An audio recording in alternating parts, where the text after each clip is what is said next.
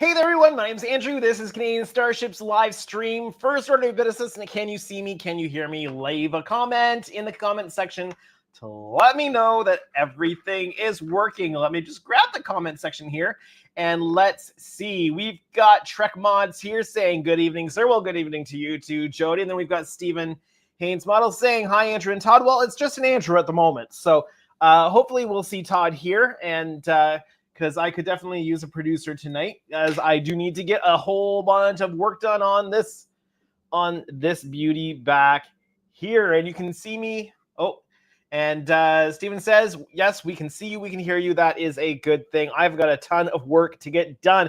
There is days left before WonderFest. And we've got Skull here saying, hi, Andrew, Jody, Steven. Well, welcome to the stream. And Jody says, loud and clear, looking good. Perfect. That is what I want to hear. I am, just before stream, I've been dealing with chopping up these massive sheets of masks, because these do certainly take quite a bit of space.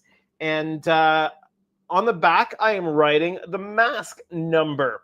So before I chop up a sheet, I go through and I label. So there's a mask there, which is L2.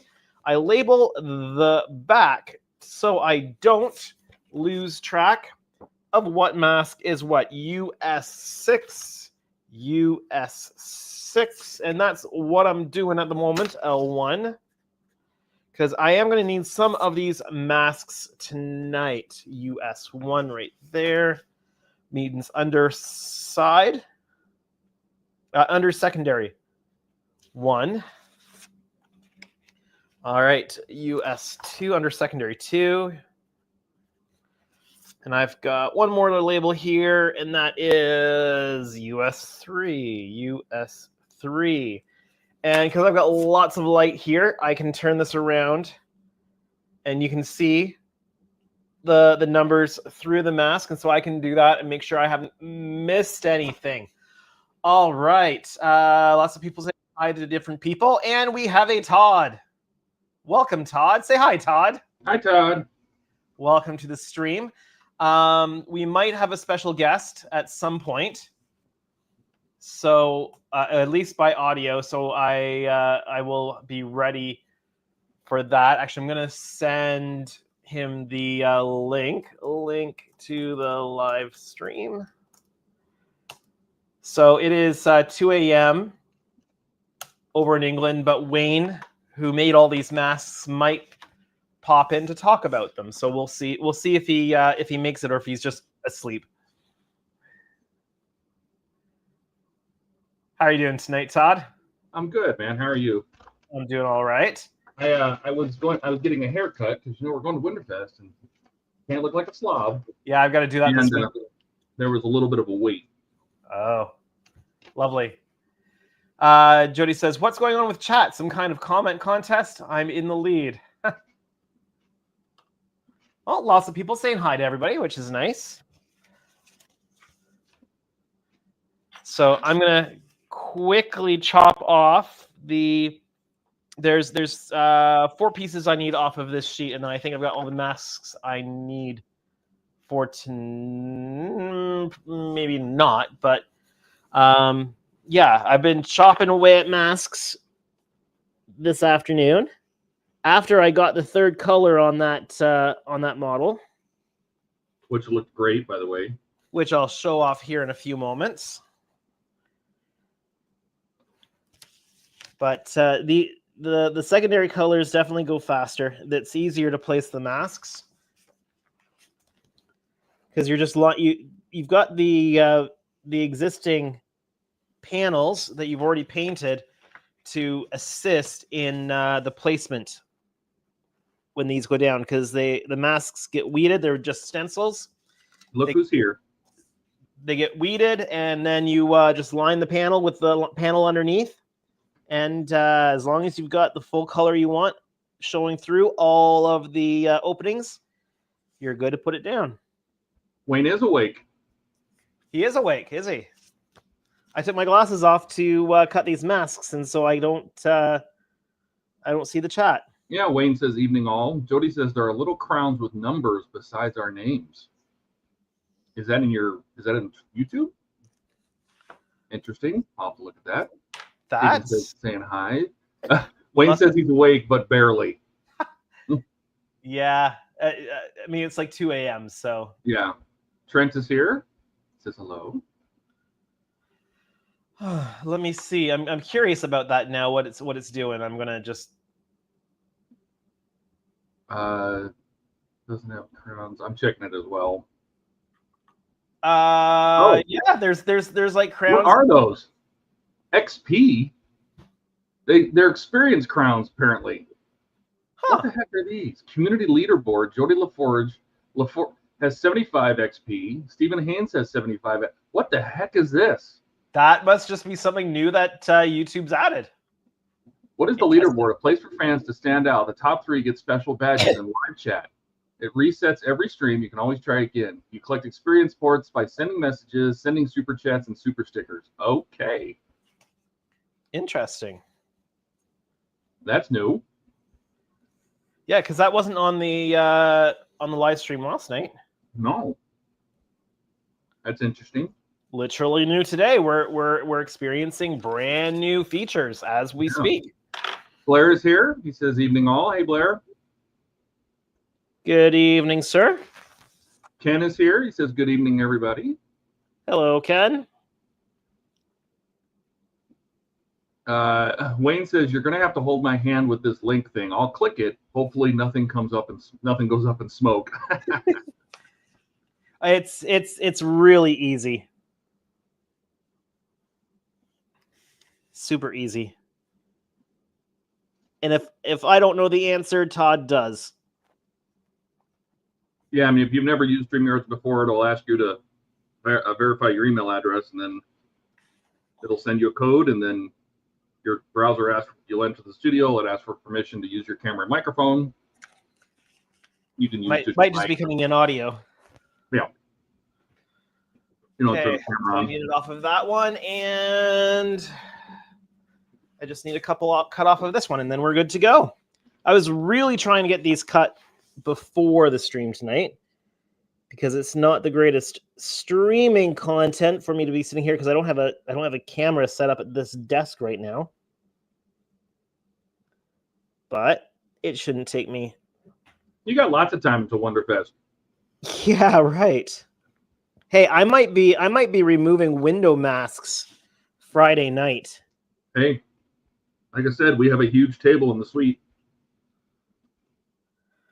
You need it. More than one, I think, actually. I've got a multimedia cart that I'm hoping will fit in the car that this thing will sit on at the show. Yeah. And the nice thing about that is I can wheel it out of the room in the evening if I need to. And if I need to continue to get some work done Friday night, I can just wheel it out and wheel it up the elevator and wheel it to the room or whatever and get a little bit more done. Toronto Prop Expo is here. Says evening, everyone. Good evening. Yeah, I've been trying. They've been asking if I wanted to participate in the show, and I with my head down trying to get this ready for WonderFest, I haven't even had a chance to look at that, which probably means not for this year. And Ken just sent you a super sticker for $13.99 Canadian. Very nice, Ken. Thank you so much. That is completely unnecessary. But he appreciates it and loves it. And guess who joined? Let's see if he's there. Wayne, are you with us? I don't know. Am I with you? Sounds like you are. Welcome to the stream. How's it going? Yeah, pretty good. I'm going to try and keep my voice down because the missus is asleep. But, yeah. Well, 2 a.m. in the morning UK time. So yeah, it's a bit late. You might hear my stomach rumbling because I don't know what's going on. Are you all ready for WonderFest? Yeah, I'm not bringing anything. So, well, apart from some bits and bobs, but yeah, I'm not racing to paint anything like you. So yeah, but I've got to say the one, I'm liking this vinyl, and two, the stencil portion definitely is going faster than the initial pattern. That's for sure. Yeah, it always does. The hard work's getting the main pattern down, and as long as you got that pretty pretty well squared away, the stencils go down really quick. And you've done that bottom half in about 35 minutes, didn't you, today, or something like that? Not quite like that, but I think I did the outer rim of the saucer last night. Right. And then I got the rest of it done and painted today, which I'm going to show off here in a few moments. I'm just cutting the back pile, like the bottom pylon pieces out of the main sheets, because I'm going to try to get as much of the bottom section done tonight as I possibly can. Yeah. I mean, it looks like everything from the photos you sent earlier looks like they're all registering really well. So that was always a little bit of a worry, because obviously I couldn't build the thing. So I borrowed Andy's kit, Electronics Andy's kit. So I couldn't put the thing together properly. So, well, and there's some minor alignment things that I'm just touching up with tape, right? Which I always expect to have to deal with some of that when you're dealing with any sort of mask set. Yeah, that's right. I mean, because it's not like a paint by numbers set. There's a little bit of input required by the builder. So. Well, and I mean, oh no, that's the wrong sheet. It's B9. Bingo. All right. So I just have to make a quick switcheroo, move a few things around here. I'm going to move the bench into camera range. I'm so glad my workbench is on wheels, because I have had to move this thing around so much in order to get around this thing. I'm going to zoom in on it just a little bit. Let's see here. I'm just going to catch you up. Toronto Prop Expo said, no worries. Once WonderFest is done, you can get back to us. There we go. Yeah, my head has just been down for WonderFest.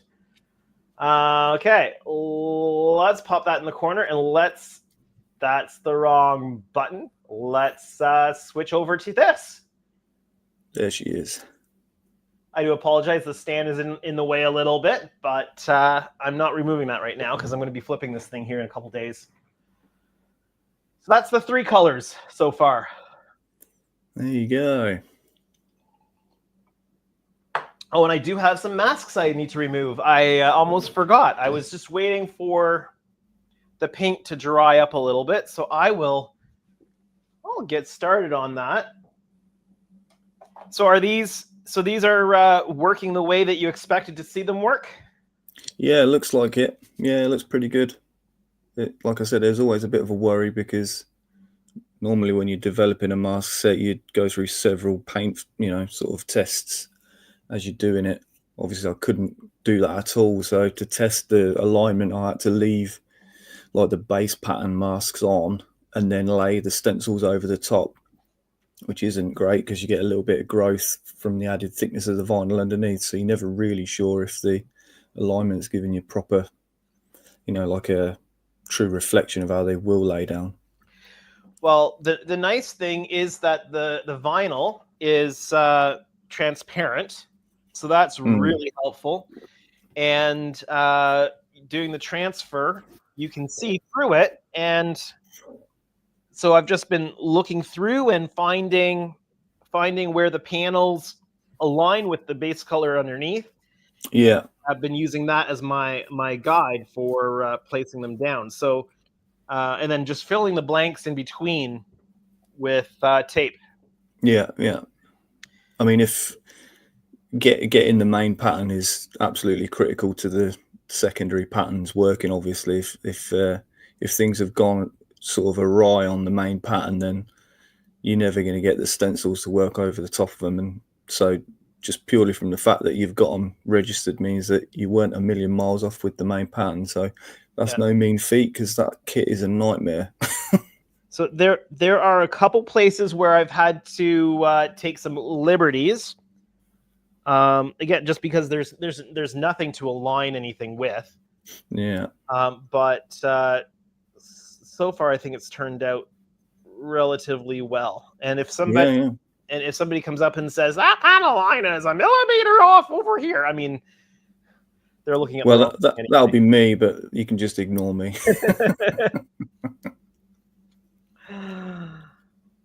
Yeah. So the goal on this, because I can't do everything on this before WonderFest.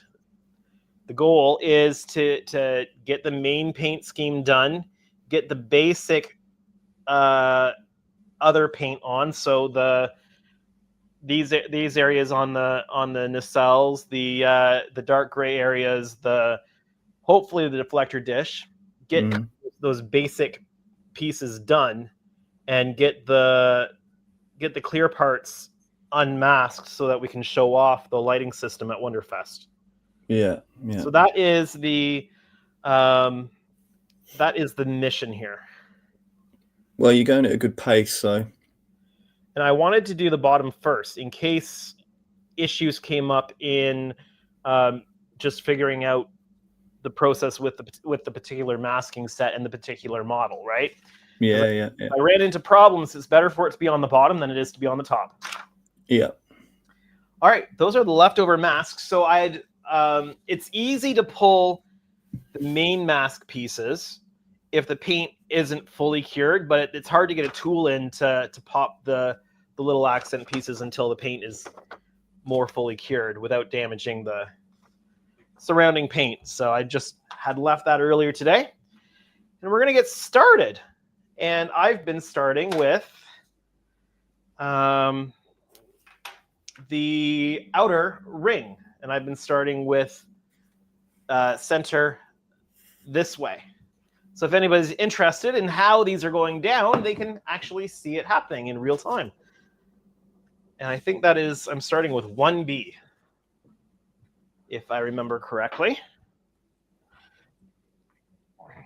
So I probably missed whether you've covered your color choices. Are you using what Lou and Phil used?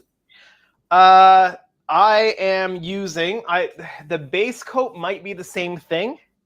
I wanted a spray can for the base coat just because of the sheer real estate on this thing. You're not gonna you didn't use a paint roller then, no? Almost needed it. But I didn't want to be airbrushing the entire surface for the base coat. No, so, you need a proper like a paint sprayer for that. Yeah. So I opted for rattle can on that, and so it may be the same base coat that they used. It was the closest I could find to matching the color. And but then I'm using Vallejos for all the other colors. Yeah. Vallejo Airs. So for the gray, I'm using, let's see if I can find it here. I'm using Russian Air Force Gray Blue. And I've been doing my best to match with the studio model because that's kind of the mission. And then I'm using for the light blue, I've been using the Vallejo RAF Gray Prot coat, whatever that all means. It's light blue. Yeah, it's a light blue. Yeah. And then for the I'm still working out which color I'm using for the secondary color here, but I think I've got it figured out. I had two options I was looking at, and I don't know how easy this is to see here, but I'm gonna go for the less contrasty color there. So there's that one's a little bit too contrasty. Yeah. Nice and subtle. Mm-hmm. So I think that's the one I'm going with on it. What are your thoughts with potentially misting over everything? Because if you go with the slightly more subdued grey, you might lose it if you decide later that you're going to knock the contrast down? I am undecided on that yet. Yeah. What I want to do. What did you do? It depends. It depends how sort of close I get with the custom mixers in the first place. Yeah. But the Generations version, like the paint scheme, they're pretty. It's pretty obvious. It's not that subtle, really, when you look at it. Yeah. So I'm of two minds. It might be nice to kick it back a little bit with it, but the mod, like the studio model itself, is quite busy. Yeah. So I want to wait and just see how the final colors go on. Yeah. And just see, because it's looking fairly close to what I see in reference photos. Yeah. I'd give my right kidney for proper color data for all of those. If someone could just get some within arm's reach with a NICS color scanner, I'd pay good money for that. Well, I saw your post about the Studio 4-foot. Yeah, that was just a stroke of absolute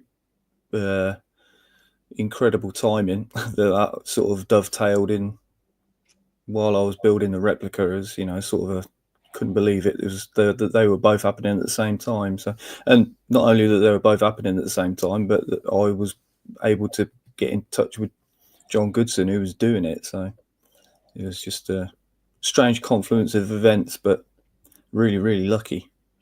Well, I saw in your post that you were able to provide them with missing panels. Yeah, the main shuttle bay cover panel, like the door, that was missing on the 4-footer on the studio model, just long gone. And the lower, like the main keel panel, that was gone as well, or it went missing at some point. I don't know if John just lost it or what, I don't know, but he said he didn't have it. But I'm sure I've got a photo with it on it, but maybe it was an old photo. And clearly the molds that you built the replica from were obviously made before that.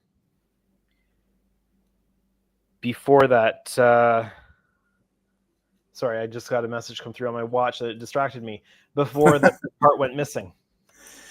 Oh yeah, the studio molds, they would have been like the pattern masters. They're different to how the casts end up when you assemble them. There's a lot of chopping and hacking and sort of dressing that you need to do to the parts. So, and none of the panels are there. They're all contiguous parts of the cast, so you have to literally cut them open. But my tiny little sort of DNA in the new not new, but on the 4-foot studio model is that the roller door actual detail on the main shuttle bay wasn't part of the molds at all. You had to cut that shape out of corrugated styrene, which is what Greg Jean and those guys did every time they built something using those casts. So I had to do it with mine, obviously, the one I was doing for the museum. And then when it came around that John needed that cover panel, he said, "Can you send a cast of what you've got?" I said, "Yeah, sure." So didn't really think, just laid up a quick mold, laid up a fiberglass part, sent it off to him. And then when I got a photo back of him, he dressed it, prepped it, painted it, and it was on the model, I thought, oh, I made that door. It's just a tiny little piece of corrugated styrene that I cut, and it took about 8 seconds to make. And I thought, yeah, that's good enough. But that tiny little piece of corrugated detail is now part of the original studio model. So kind of a weird thing. Very cool. You got to think that was back in 85, right? Well, when they've originally made the 4-foot.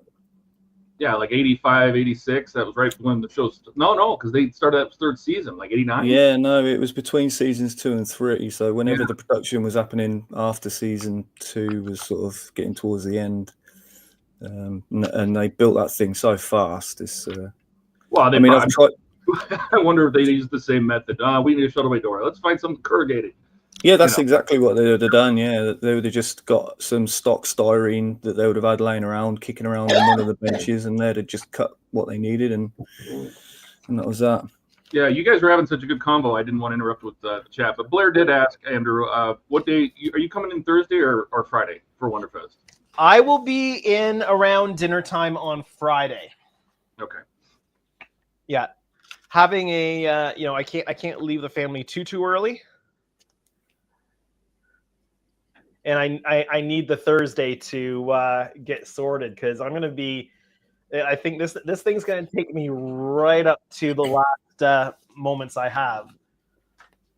Like I said, I may be removing window masks at WonderFest. We'll have to see. So that's the first mask panel down. Well, we'll have the like I said, we have that huge table in the suite, and we're not going to need the studio lights necessarily. If you need to, like during the stream or after the stream, I don't know. We can figure something out. Yeah, well, we'll be there. I'm gonna guess we'll be there sometime around 5 o'clock Friday evening, assuming that everything goes okay at the border. And first order of business will be, well, after getting checked into the hotel, getting the next order of business will be getting the Enterprise into the dealer room and connecting with Andy, and we're gonna set up the lighting. He's going to help with a few of the things I haven't gotten to yet on the lighting, so that we can get that ready for display. I've got a multimedia cart that my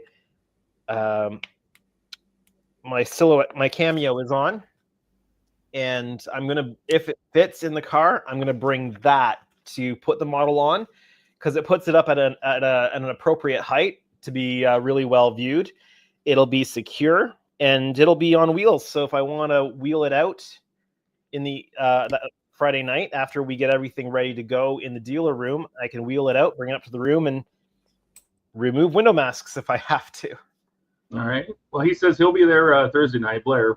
He would like to treat you to dinner when it's convenient for you. Sounds good. Sounds good.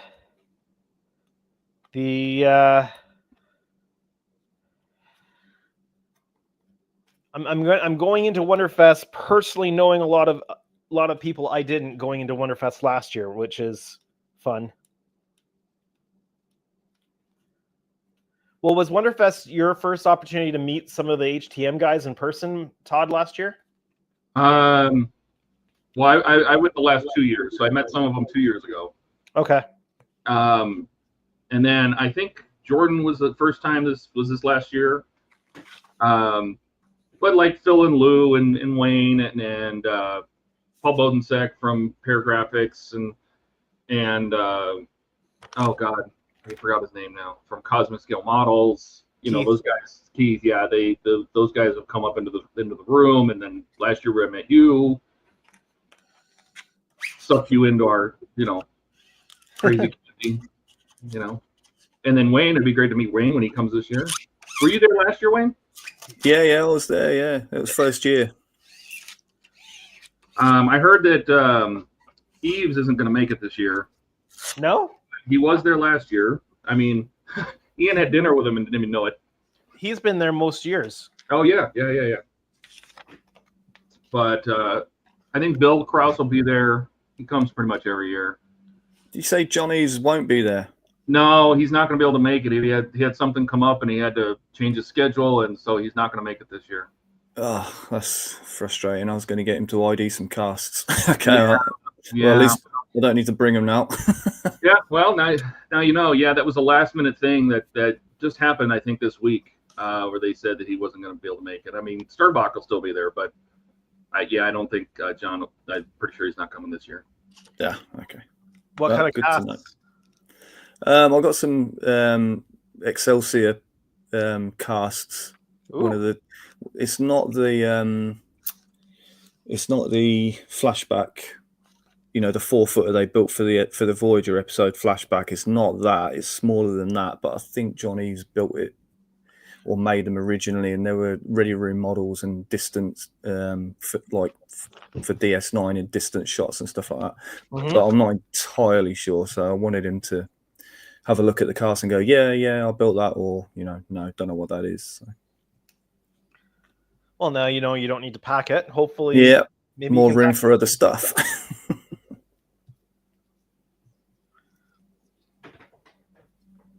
Shark says last year Andrew got seduced by the dark side of the modeling force and joined the HTM group. That's what happened, Ricardo. I need some more tea, Earl Grey, hot. Yeah, I'm Is that going a water bottle? What's that? Is that a water bottle? That teapot. Oh, teapot with a tea cozy. I thought it was a hot water bottle. But it's a Picard cup. Oh, nice. The only problem with these things is they're only like 6 ounces and don't carry much. Well, that's okay. I've never been able to bring a cup of tea to the bench and drink it before it went cold anyway, so it's probably better that it's small. Well, during the day I'm generally on coffee. I do prefer tea more at nighttime. But it'll probably be exclusively coffee at WonderFest. I'll have a big thermal pump jug of coffee in the room that I'll refill from. Bring some throw lozenges as well, because you're probably going to be doing a lot of talking. Yeah.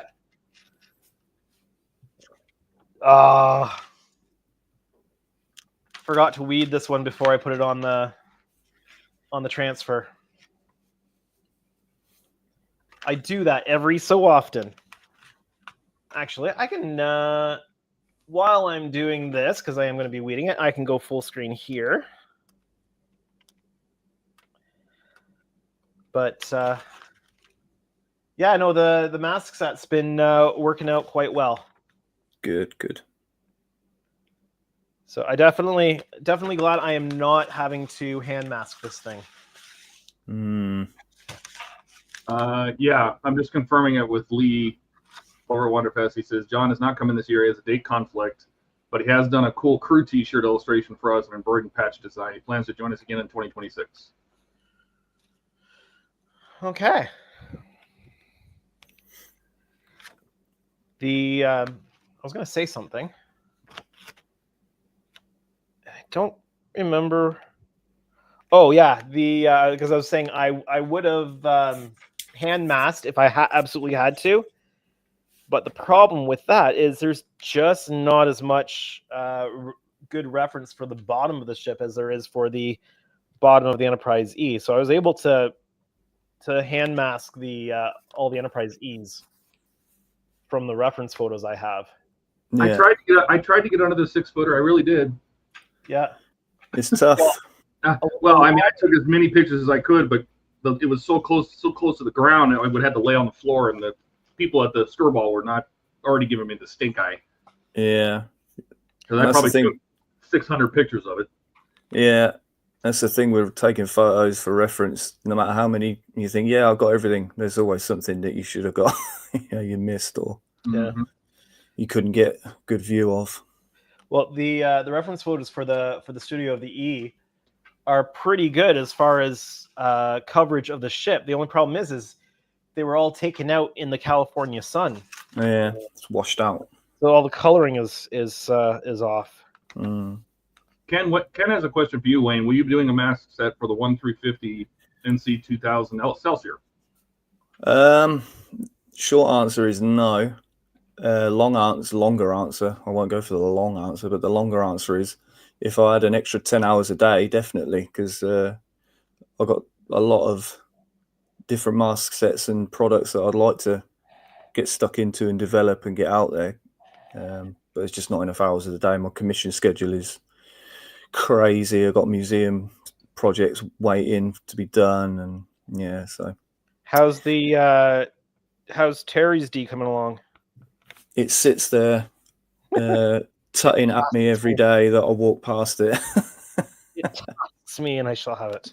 Yeah, it gives me evils being incomplete. No, it's ticking away, but yeah, it's just finding the time.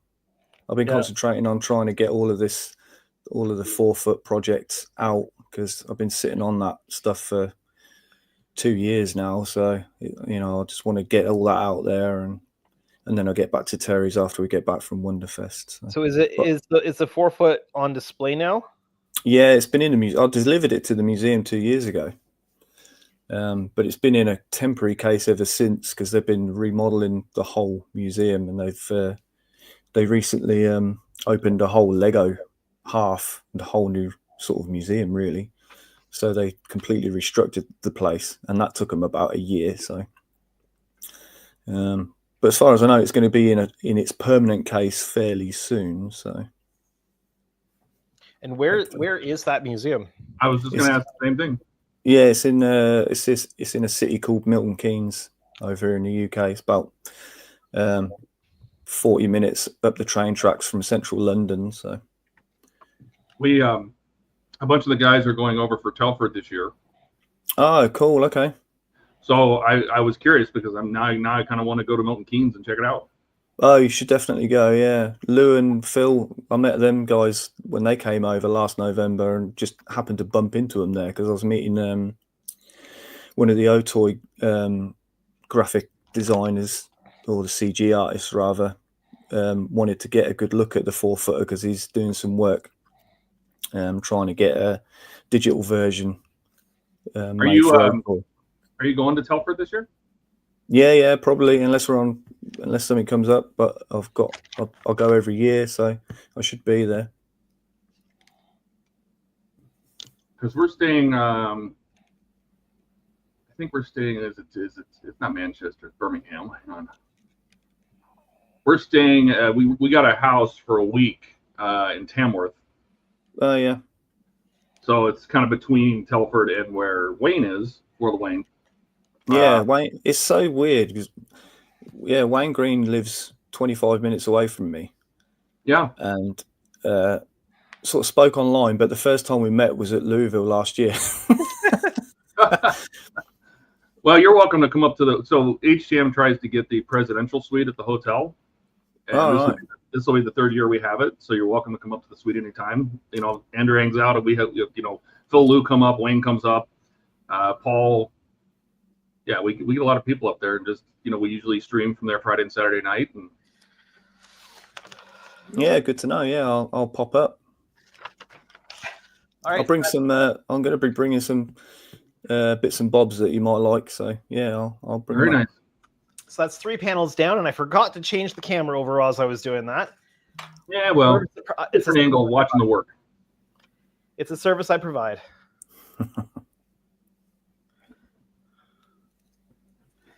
And I'm going to remember not to forget to weed this before I put it down this time. So much easier weeding it off the backing than it is to weed it on the transfer paper. Blair says, yeah, because Andrew's going to need a set for his 350, but he says Helios is on it. Mask sets or decals? I think he means mask set, but well, I go on, spill it. Come on. I don't know that I would use a masking set from Helios. Okay. I think that I will partner with Hagen to upsize his stencils and stuff for the 350, because Hagen has put a ton of work in to make sure that he's got it accurate to the studio model. Yeah, I would do the same, to be honest. If I was getting a big Excelsior kit, other than the casts I've got, if I was going to build one, I'd definitely tap Hagen's shoulder, because he's nailing it with his build at the minute. But it'd be interesting if Helios is doing masking sets for it, because with the D, they were pushing the Aztec decal set, like the wallpaper decals. Yeah, and I even offered Daniel I offered to produce a mask set for him to sell. I didn't, it wasn't like, can I sell mask sets? I was offering him, look, send me one of the first kits over so I can get a mask set together, and then as you sell them, I'll send them to you or I'll cut you a set or a stock. But he was all in on the decals. I was like, okay, cool. But the decals are not great quality. Yeah. I mean, even if they were great quality wallpaper decals, I still wouldn't use wallpaper decals. I mean, they look to me like they're just sort of scaled up versions of the AMT decals. They look really, really oddly similar. Well, and they may have used them as reference. Yeah. Because I don't think a direct scale up would have worked with the shape issues, right? Because there are some shape issues, which there are. In the aggregate, when you're just looking at the finished model, nobody's gonna, unless they're you, nobody's gonna really see the shape issues. But when you're building it, it really does make a difference because windows don't line up with what you're looking at. Getting the masks to line up is the challenge, and it's. I mean, from what I've seen on any of the Ds that have used the Aztec decals, they don't fit. They don't fit their own kit.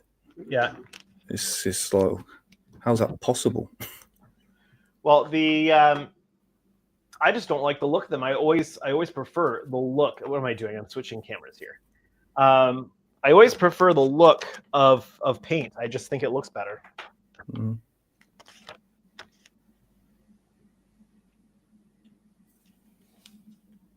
So this is the 4th panel going down. Don't drop it. Hey, I've gotten good at pulling these things off. Hitting the emergency stop. Whoa. Well, the first round masks, there were a few of them that I ended up having to pull off. And you know full well how fragile those things are. Yeah. Just because of the nature of the pattern, right?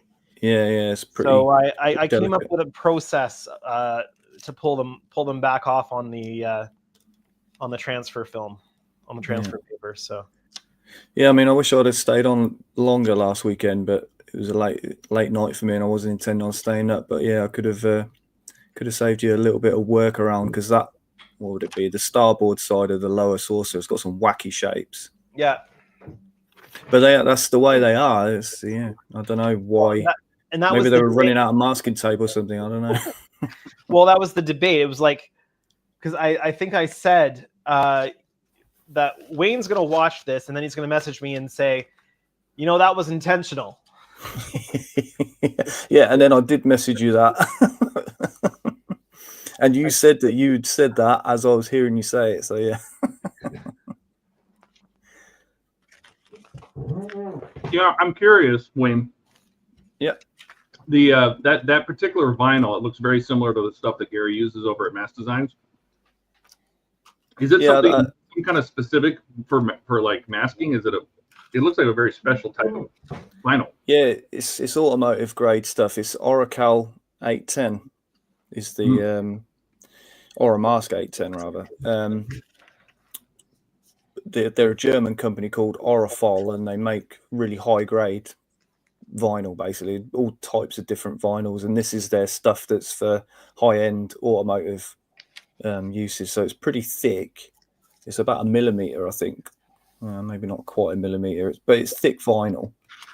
It's almost more like a rubberized material rather than. It's kind of hard to describe it, but yeah, it may well be the same sort of stuff that Mask Design used. They used to use just the blue stuff, though, didn't they? I think. Well, the Mask Design Enterprise E stuff is the black stuff. All right. Yeah. Then it's I think Lou cuts his stuff out of it almost looks like just yellow masking tape almost. But yeah, it's a different type of material. It's almost like a waxy papery sort of material, isn't it? Yeah, because the stuff from Gary, the Mask Design stuff, there's almost some stretch to it, Yeah, the stuff that Andrew's using now has got quite an element of stretch to it, so you got to treat them sort of gently, otherwise they will get away from you, and you will start pulling them into sort of weird shapes if you're not careful. So guess what I forgot to do? Weed it. But I didn't pull the backing off before I realized this time. So extra special weeding. What was that, Todd? Extra special weeding. Now it's reverse weeding. Whoops. Well, no, I realized before I pulled the backing off, so I just pulled the transfer material back off, because it's a pain weeding it if it's on the transfer paper. Toronto Prop Expo says Oracle has a blue version, I believe. I think it comes in lots of different colors. Yeah. If you go onto the Orafol, it's Aura FOL. If you go onto their website, they've got hundreds and hundreds of different types of vinyl and masking materials and transfer tapes and all sorts of stuff. But the stuff that transparent grey stuff, that's 810. So how big is the Toronto Prop Expo?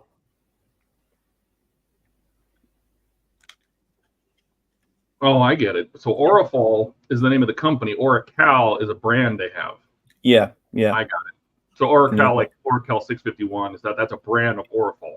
Yeah, and then you've I forget if it's Oracal 810 or Aura Mask 810, but it's definitely 810. It's Aura called Mask. Aura Mask 810. Aura Mask. Yeah, it will be on the backing paper, right? Yeah, they can't see it, but yeah, there you go. Yeah. It's specifically not cheap. Yeah. Yeah, it's not cheap stuff, but there you go. Now you can see it there. Yeah. Good stuff. I was just curious because I know last week when we were talking, like when I did the Perfect Grade Falcon, we had the mass design set, and I live in Arizona and it gets very hot here, and it would shrink and change shape in the heat. Not very much heat, like 80s, 90s Fahrenheit, and it shrunk away from it would change shape, that stretchability. But if you say that stuff is thick, the stuff from Gary is very thin. Well, it might not be the same. It's certainly not a millimeter thick, that's for sure. No, well, it's 10-3 over here. I've lost all sort of gauge of how big things are. Yeah. Well, don't feel obligated to stick around because I know you need to sleep. No, it's all good. All I've got planned for tomorrow is breakfast with the missus and the mum. So it says Oramask 810 is 3 mil. Yeah, but not millimeters. It's three microns. I can't. Yeah, 3. Yeah, it's MIL, isn't it? Not millimeters. I don't know what that works out to. Yeah, that comes out to 0.07 of a millimeter. Wow. Oh, there you go. Well, I wasn't too far out.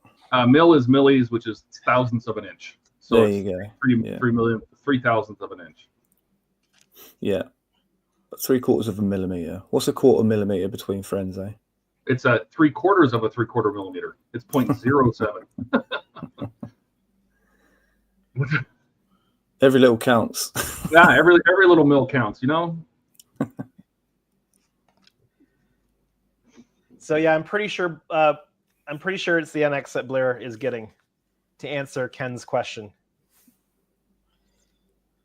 Yeah, I guess we're just chatting all over and completely ignoring everybody else. Oh, that's my job. No, I keep an eye on chat. Oh, good. Sorry, guys. Yeah, it's nice having a producer because I especially tonight and last week because my head is down trying to get the work done, right? Yeah, I've never really thought about doing live streaming or anything. I just I think I'd struggle to get anything done.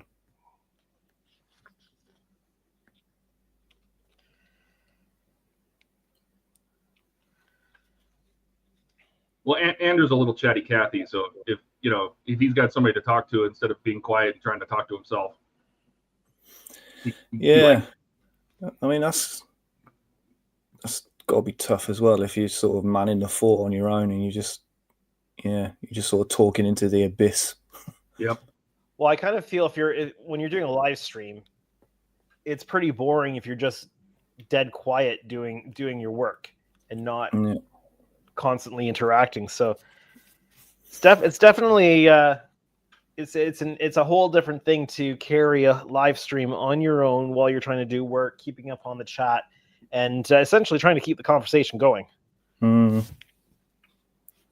Toronto Prop Expo says, my wife is my producer when I stream very rarely, but she also pretends to be an interesting audience member of the chat. Well, you gotta spur on the chat conversation somehow. If you've got somebody planted in the chat to keep it going, that's good. Helps with engagement, right? That's right. Oh, he's here. Captain Charlemagne says hello. How's it going? Welcome. We're masking tonight. Hopefully we'll be painting here as well. I have faith in you. So, Andrew. Yes. You're going to need to get yourself a larger spray gun if you're going to be doing bigger and bigger and bigger models. Yeah, you can't use spray cans forever. Sorry. Yeah, no. If the other project goes through, I'll have to invest in some hardware for it. Yeah, and a big spray booth. Well, and I'll have to invest in a. I'll have to switch up my my workspace as well, because I'll need to. I'll need a bigger. Oh, let's switch cameras here. I need a bigger space to work with if I'm going to do something that's about twice the size of this one, right? So. Yeah, you will. It's like when you look at Wayne's pictures, and he's got this huge, like 4 foot by 4 foot booth, and the ship's like half in it. You know. Yeah, that was just that was reckless optimism on my part. I mean, it worked, but man, it looked like you're like, oh man, if I only had a 6x6 booth. Well, the thing is, it was fine while the saucer was separate from the body, from the secondary hull. But as soon as it was bolted together, it was oh yeah, okay. I'll just have to get it near and hope that the extraction will start drawing the air away enough that I don't die from this paint fumes. But yeah, and I'll have to if the 6 foot thing goes through, I'll have to definitely deal with it in 2 parts. Yeah.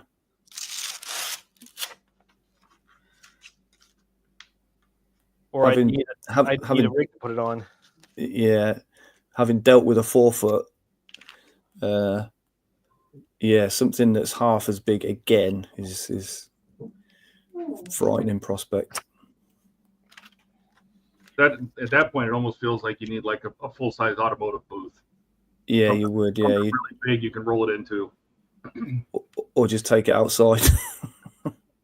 Yeah, I mean, I think about when they did the studio models, and they just found a part of the shop and just painted on the floor, whatever they could get.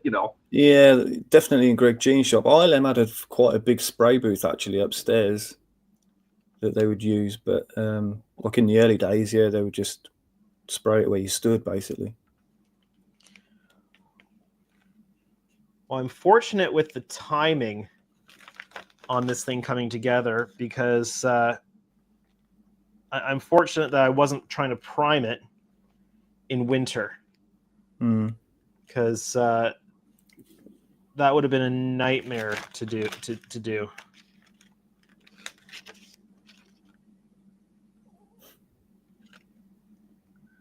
Because at one point I had this out on our back deck under our, we've got like a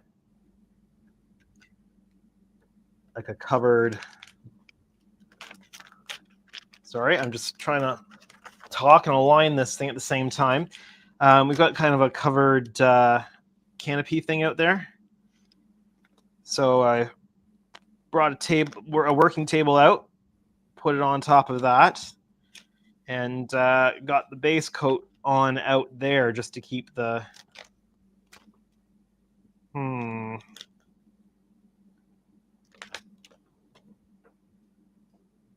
the smell out of the house. There we go. Let's see how this sits. I just need one corner to stick. Yeah, now you roll it back. There we go.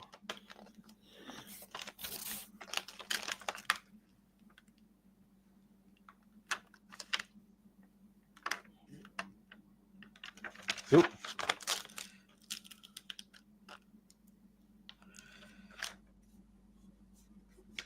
I often have to roll it from different directions just because of the little that. Yeah, just have to coax it. There you go. It's just all. How are you finding the transfer film? Are you getting multiple uses out of one piece, or are you just moving on to a fresh piece every time? Oh, I'm using this. I'm still using the same sheets that I started with. Yeah, it's good stuff. I mean, so I think I ended up cutting up 2 pieces into various sizes, and then there's a full size sheet I use. So I've got the full size sheet, and I've got, I think, 2 other sheets I've just cut up into other sizes. Yeah.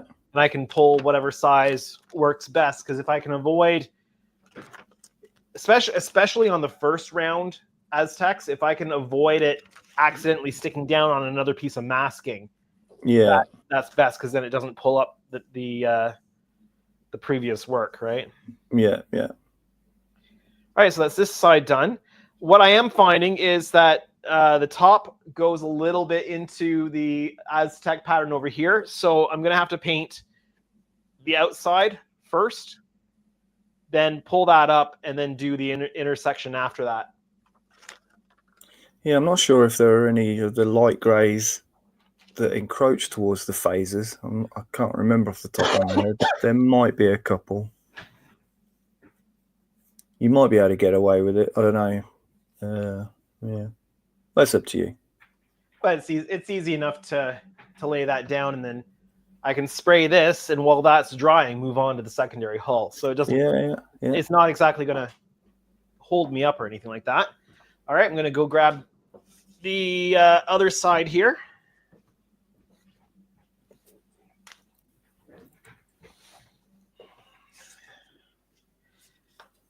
And switch back.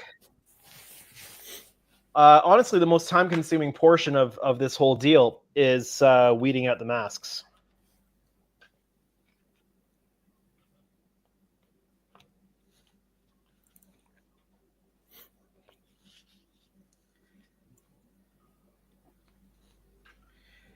Now, I definitely, when I did the main Aztec pattern, I laid the entire mask down intact and then weeded it on the model. Right. But everything else is certainly easy enough to weed it first and then lay it down. It's a lot easier to do it that way, because then you can see the coloring underneath. Yeah, and there's a risk if you pre-weed the main pattern, there's a risk that you get the pattern sort of flopped in your mind without knowing it, and then when you're applying things, you don't get the A-B reverse pattern. You get, oh, I've got 2 side by side here that are, a bit weeded exactly the same, and you think, oh no, I have to fish through all of the bits and all the rest of it. Well, I'm not confusing them, because before I chop up the sheets, I'm transferring the part number on the back. Good idea. I just weeded the wrong mask. I weeded the last one to put on instead of the first one.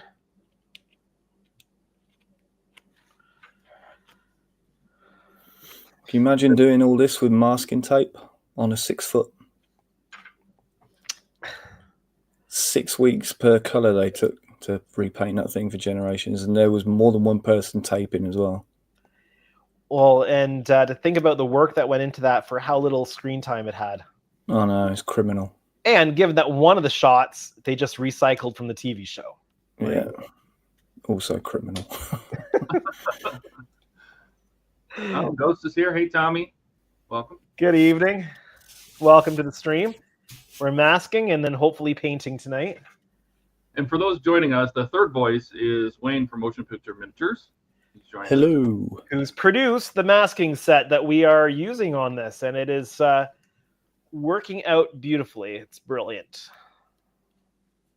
Luckily for me, because I'm sort of pulling my hair out here in nervous anxiety. So the masking set, like a masking set for something like this, sure works a lot better than a masking set for the Enterprise E.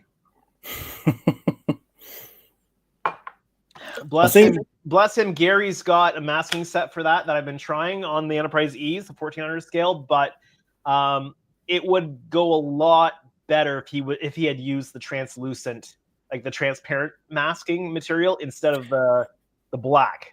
Yeah, I think it's a fairly recent transition that he's made to go to clear the Oracle stuff. I'm sure he wasn't using it until fairly recently. Yeah, well, because the Enterprise E masks I have are the black ones, and so it makes it challenging to place those. And the moment you touch those things down, there's no going back with those. So it is a very finicky masking set to use. And like I'm trying to use them, which I haven't touched the Enterprise E in a while because I've been trying to get these things done. But I've been trying to use them in the video, but there's multiple times where I've had to say, you know what, for this particular section, for this area that I'm doing, I'm having to go back to my hand masking because it's actually going to work out better. Yeah, and be a lot less of a headache than dealing with the masking set. But if it was cut in the transparent vinyl, I think it would be so much easier to work with. Yeah, because I think you and I are the only nutcases stubborn enough to recreate that Tetris tile one tiny piece of tape at a time. I was gonna say, I mean, you watch him do it, and he's cutting these tiny little pieces of tape, and I'm like, oh, yeah, all one by one. I kept my when I was doing it I was using electrical vinyl tape, big 50mm wide blue stuff. Yeah, and I was just laying strips of it on a sheet of acrylic and then cutting it up into tiny, like Andrew, exactly the same sort of way. And I've kept that as a reminder to never do it again. You know what, though? I find it oddly relaxing to do it. And if I'm not under pressure to do it and I've got the time to do it, I find it actually quite enjoyable. Yeah. Well, that makes one of us, Andrew. But the reason, and I totally here, you can see what I just laid down when I go like this. I just laid this section down. Again, the wrong camera is a service I provide. Would you like me to remind you when you need to move cameras? That might not be a bad idea. All right. Because you don't want to see my backside laying down a mask, right? That does not make for good content. No, that's another service you provide. That's not the type of service I want to be providing on my streams. Oh, okay. Yeah, Blair says he's going to go with the NX. Yeah, they're having a conversation back and forth. The chat's just entertaining themselves. And so Ken, remind me, did you get, I can't remember which one you got. Did you get the NX or the NCC?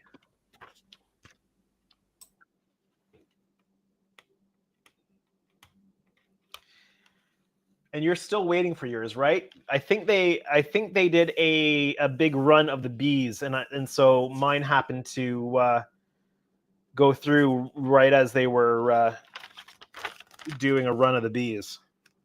He answered NCC. Yeah. There's not a whole lot different, just some of the minor parts, I think. And not like the major differences to the body of the thing between the B and the Excelsior.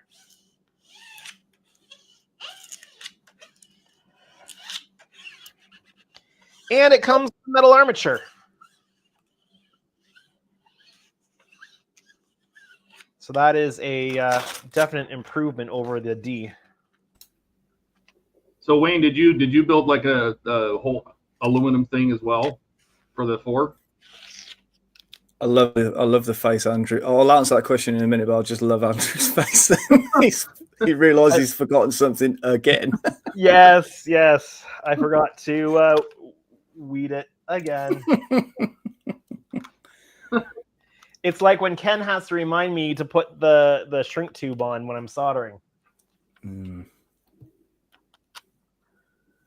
Yeah, sorry, Todd. Sorry. No worries. No, I was saying, did you had to make your own like aluminum armature or something like that for your 4-footer as well? I mean, similar to what they did in the studio. Yeah, yeah. The whole thing was made by like sort of barehanded. I didn't even have a milling. Well, I had access to a milling machine at the place I worked at the time, but couldn't use it for that. So I just used hand tools basically, and he's done it again. Look at that face. So yeah, the whole armature was built from scratch and cut with a hacksaw and a metal blade on a jigsaw and hand drills and a pillar drill and files, and yeah, lots of labor went into that. I bet. I just think if you can have it all measured out and you do it as best you can, but man, if that's off by a little bit, the whole ship's off. Yeah, well, yeah, and the thing with the fact, the disc in the saucer on this thing was originally designed by Wayne and modified. Oh, that's right. By Hagen. Hagen, yeah, I totally forgot about that. Oh yeah, cause I made the one for the for Terry's 1,000 scale, and I sent the file to Hagen. Yeah, that's right. I forgot. There you go. Yeah, there you go.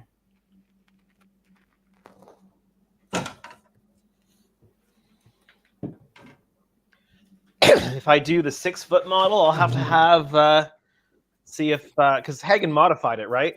Yeah, he opened up the back portion there, so it's a big open wedge.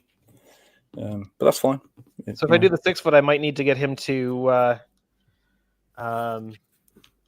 upsize it for the 6-foot, depending on whether they provide an adequate metal armature or not. Well, the studio had those radial ribs. Would this one have that too if you did the 6-footer? Yeah, I don't know. A lot of that's hard to know until you have the thing in your hands and you can start playing around with it, right? Depends how thick the casting is and what the material is, I guess. Yeah. Well, and this 3D printed stuff is such an unknown as far as longevity is concerned. I didn't want to take any risks with these things. So, I mean, the whole thing is supported by metal from bow to stern. So I'm not concerned about it falling apart anytime soon. Yeah. Whereas I'm a little concerned about Lou and Phil's because they're just they've attached the pylons with a hope and a prayer, I think, because there's nothing in their pylons. It's just the. Well, and it depends on the resin too, right? I've seen resin models that people have bought, and after a year or two, they just start drooping so bad because it just. Well, like I said, it's this particular resin is a unknown quantity for long-term longevity because we haven't had stuff for long-term yet with it. Yeah, that's it. The material hasn't had 15, 20 years sitting on a shelf to know. Yeah. So it's like I'm not taking any risks, and that's what really held up the projects was especially the pylons. I went back and forth on those pylons countless times. Do I really need to put something in there? And seeing how the material reacts to heat, I'm like, yeah, there's no way that I'm leaving it. I am going to bring the buck with me to WonderFest that I formed the steel strip with. So I should probably put a short out on YouTube or something like that, just saying that I'm bringing it to WonderFest. So if anybody's building this thing and they want to an opportunity to make a support for their pylons while they're there and they want to use the buck to form it, that they can. Or even just trace it, just to have something. Yeah. Well, I mean, how great would it be for somebody to be able to go to the local hardware store, get the supplies that they need. Yeah, you forgot again. No, change the camera. Oh yeah, the camera. Thank you. Wayne's a good producer. I'm gonna let him do it. Well, and you know why? If I hooked my overhead camera to another computer, and broadcast it separately to. Oh, that's interesting. Wayne. You got some greys over some blues. Yeah. Yeah, it happens. But also, if you change the pattern a little bit, thinking that they were wrong last week. Well, that could be. So I'm just going to go with it. Yeah, go with it. There are certain bits and bobs over the pattern where they did put a light grey over a blue panel or a light blue over a grey panel. So don't worry too much about it. I think about the guys just getting this done. They're always in a time crunch. They have limited budget, and sometimes they just go, okay, well, I'm just going to put this here. Yeah. It's going to be on this. It'll be so blown out with studio lights, you probably won't be able to see it anyway. So I'm just going to put that tape over here. I mean, Kim Smith was the lead painter for the refurb, and when I spoke to her about all this, they weren't working to any real set patterns, not particularly for the highlight layers. They were just throwing tape over it and just breaking it up, basically. Just sort of at random. We talked about that last week. I'm like, I even wonder if they even had like a master design that these should follow, or they were just like, this looks interesting. This looks interesting. The main pattern is definitely sort of preset. I don't even know. I never really asked the question. I don't know if Andrew Probert went that far with the design and spec'd out the exact pattern for the Aztec, or whether he left it to ILM when they built the 6-footer. Well, it's definitely in. Camera. Definitely in the spirit of the refit. Yeah. It's the same basic man. Which it's odd that that's what they landed on when they did the refit. See, now you're getting help. Ken says, "Weed it, Andrew." Yeah, I didn't forget this time. Of course, Murphy's Law. The time I get a reminder is the time I don't forget, right? Yep. I had high hopes that not only would I get all of these cut out of the main sheets before live stream, that I would get them weeded before live stream, because that would have really helped the process go along faster on live stream. But alas, that did not happen. But at least I'm not sitting here trying to cut them out from the main sheets. I thought about having some kind of setup where you could do like remote producing, where you basically do like a team viewer or something to the computer that has your OBS, and then somebody could change the cameras and stuff for you.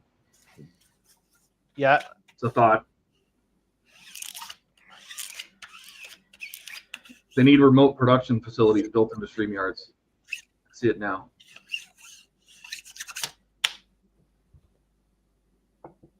What'd you do? One moment, please. Talk amongst yourselves.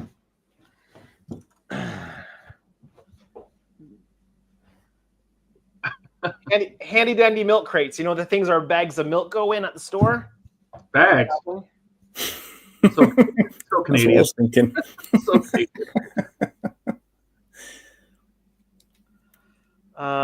He bolted that camera on a bar on the ceiling, and I saw the connection. I'm like, man, I really hope that doesn't fall on his head. It's not going to fall. Okay, good. Bags of milk. That's just a cow, right? He buys it by the udder. Yeah. Well, the big bag that has the 3 individual bags inside. Sounds like an udder. You put 4 of them in each of those crates, and that's how they should. Definitely. Yep. Let's see. Let me type in the StreamYard link. Oh boy. I don't know if this is going to work or not. Regardless, as that crate is so 24th century. Uh-huh. Why? Have they changed the way they make them now or something? No, but I could see pieces of it being mounted to a corridor wall or something. Mm-hmm.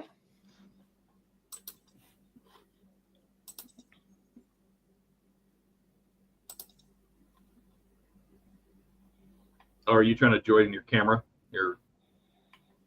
Yeah. Your close-up cam?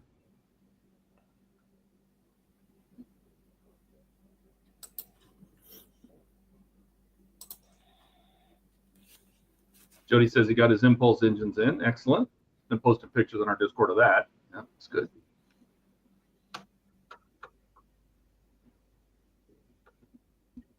Please continue to hold.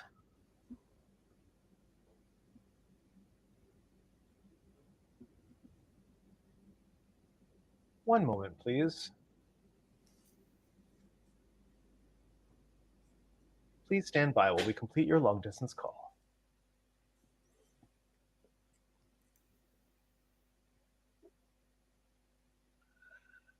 Let's see.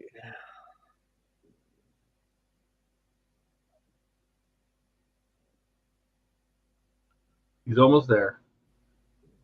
It's so quiet when I'm not talking. He's putting in his StreamYard code and getting his camera on there.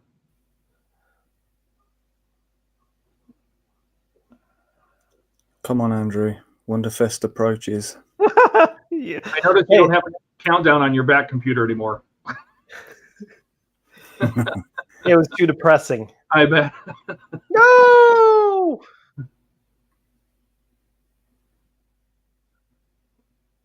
How did I mess that up? This will be worth it, everybody. He's bringing us the close-ups. I'm not sure. His face says otherwise. Yes.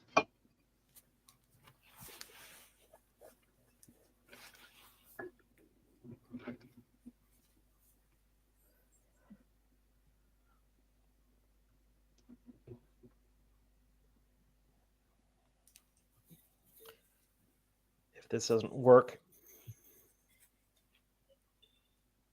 That You're right. You're right, Captain Charlemagne. He says Andrew doesn't want a reminder how little time he has.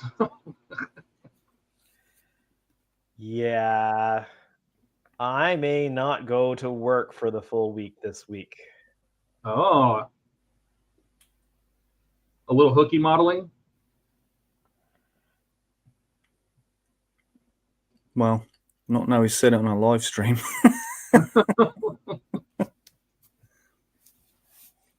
I have this two-step verification here. Yes, it's me. Okay. Continue. Oh, I've got the stupid Dugadoo song stuck in my head. Still? Yeah.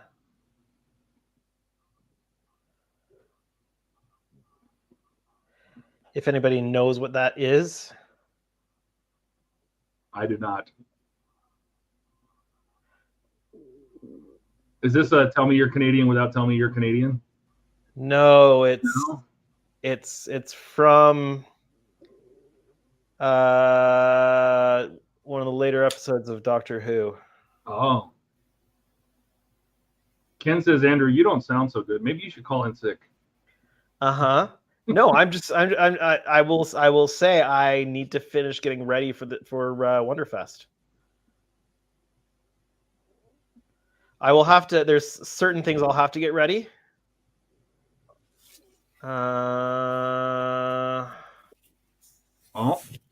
It's working. So I turned the camera. Turn your volume down on your phone. Yeah.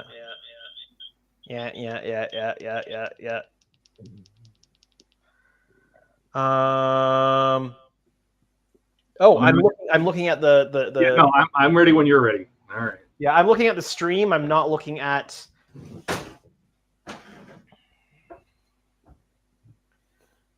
Oh.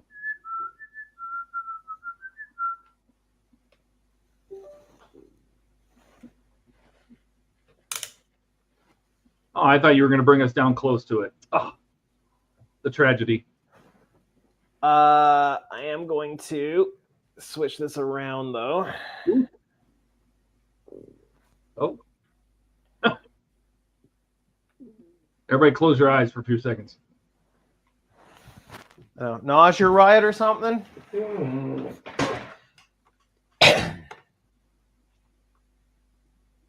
What is this so we can switch cameras? Is that what you're doing? Yeah. I see what you did there.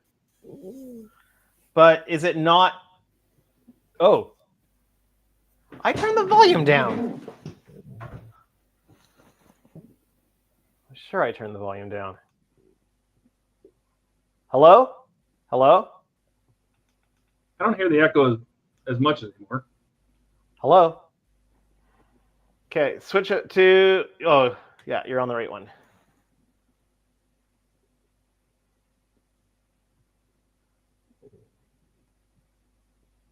Captain Charlemagne says, I feel your pain having songs stuck in your head. My nephew is watching Bob the Builder, and the opening is stuck in his head for 2 weeks now, so he feels the pain. Dash is here. Welcome, Dash. All right.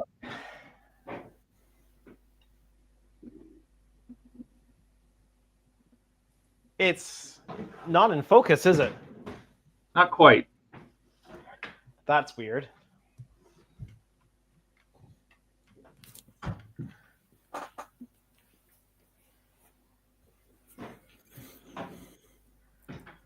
Why is that? It actually looks like the resolution is a little low.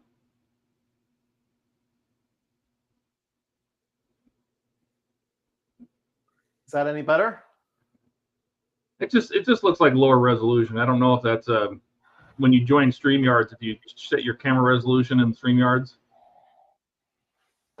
So if you go in the StreamYard settings and once you're in the studio and make sure the camera went high def. Yeah, switch it back. Okay. Yeah, for some reason it's playing the live stream audio, even though I've got the volume turned right down.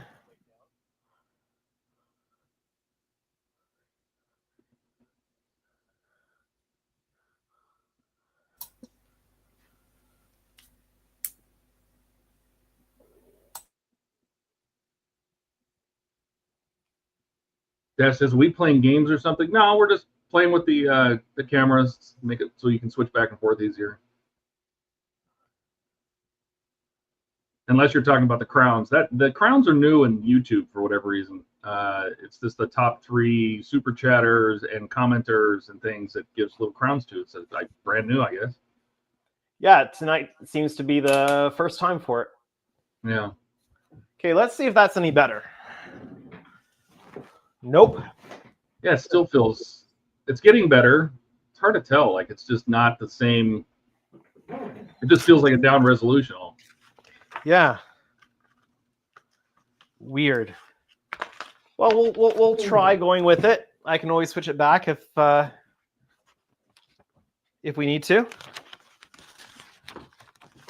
But this just gives you control over it rather than me. Great. Now it'll be my fault if I don't switch it back. At least it won't be my fault.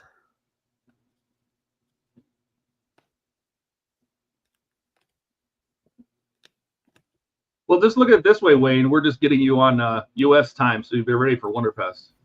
We're preparing you. Yeah, that's one way to look at it. So when do you fly out, Wayne? We're flying out to Chicago on Tuesday, so we're having a couple of days in Chicago first. Okay. And then we'll be flying into Louisville Thursday evening. Ready to go sort of first thing Friday. Getting acclimatized and watching everyone So you're loading both coming? in. Sorry? You're both coming? Yeah. Yeah, Gemma had a better time than I did. We'll I think we'll be I come in Thursday night at like 7:30 p.m. So we'll have the suite from that until through Monday. So Yeah, I think our flight. It's easy to find. There's only one. So Right. I think our flight gets in at about 9 p.m. I think so. Yeah. Whoa. Yep. Dash just he's trying to get his crown points. I like it. He just sends you $49.99 and says, "Let's paint this thing." Uh-oh, Ken's coming back with $13.99 Canadian with a super sticker. Oh boy, here we go.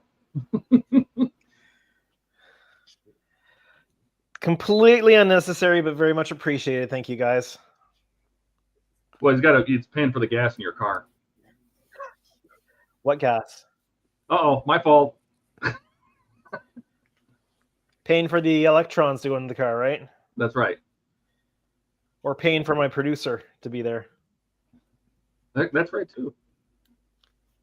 WonderFest is not a cheap endeavor, that's for sure. Not when you're flying across the Atlantic. Yeah. Oh, I feel that way going to Telford. I'm like, now we're just going in the opposite direction. Telford's an experience. I can't wait. It's my first time, so. It's not really well, I mean, there is a sci-fi element to it, but it's just a general modeling show, but it's absolutely huge. Yeah. Yeah. Ken says, weed it, Andrew. Don't forget. Oh, boy. Here. See? Dash says, I'm always behind. And yes, the coal to make the electricity go. Blair, $50 Canadian, without a single comment. Just in there. Got a bidding war. Well, Blair doesn't have to bid for the model. He's already got it. That's true.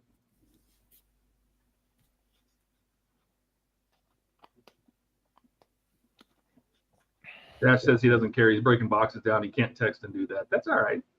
We appreciate it.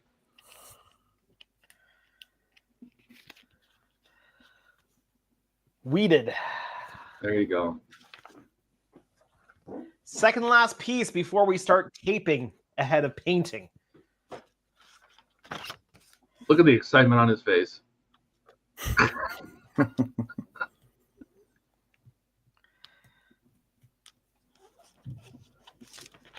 Well, if it helps, let's see. Ken is still number one. Blair has jumped to a quick number two. Second place. Yeah, rephrase that. Yeah, I changed. Yes. Tommy says last time I went to WonderFest was back in the '90s, and Ray Harryhausen was there. Yeah, he went there a lot. It's been, I think this is the 35th year. And Jody, changed. his first time coming. He said this is the first time outside of Ontario. It's great, Jody. We're happy to see you there. He's kind of nervous about it. It's going to be fun. You'll have a good time. Jody, you're going to be driving it, right? I think he said, yeah. I think he said he was driving down. We'll see what he says. So that'll be quite a drive if he's not been outside of the province before. Although you can drive a whole day and still be in Ontario. So Dash says he's not bidding. He just wants to see his Helios models he shelled $3,500 for.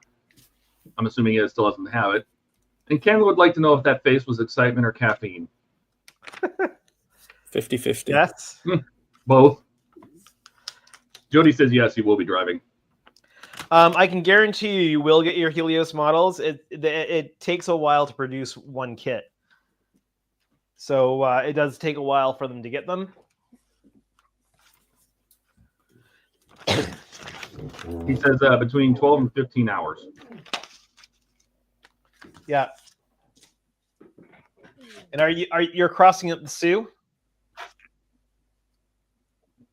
into Michigan?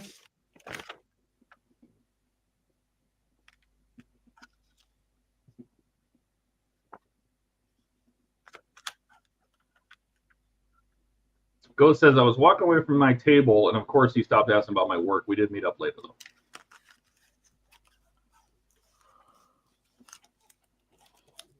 I think he's talking about Ray. Okay.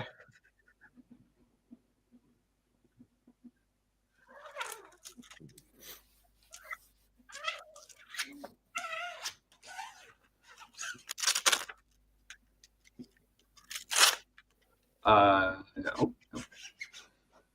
When my wife was young, her family would always go up to Sault Ste. Marie, and from the Toronto area, and they'd always, from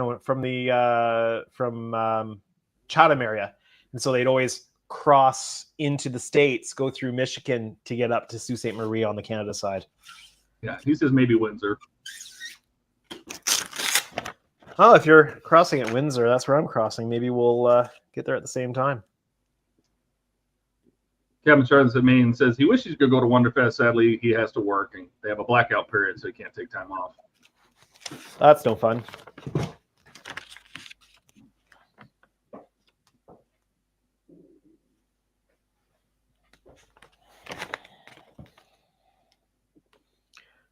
I am missing a panel.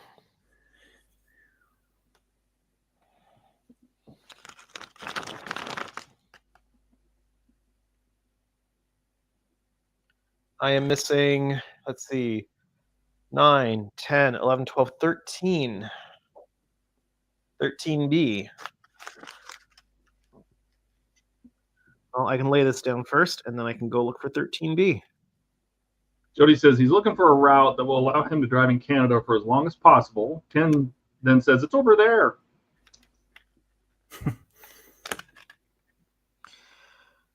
Well, if you want a route that'll keep you in Canada as long as possible, then you'll want to go down through Windsor.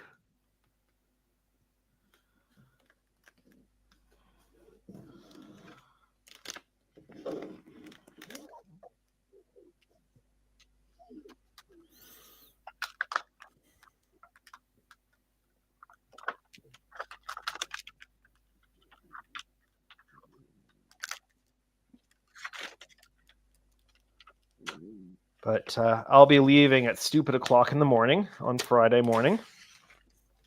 You sure that's early enough? That's an official time. Mm-hmm.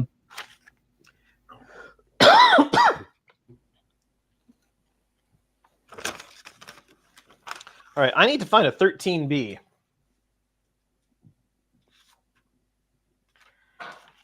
Where did my 13B go?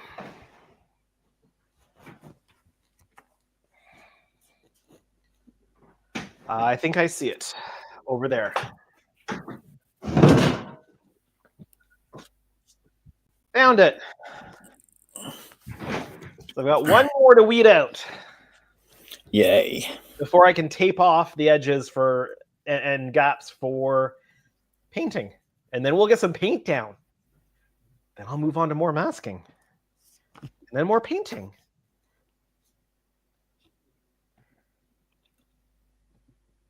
It's a never-ending project. Hopefully it has an end.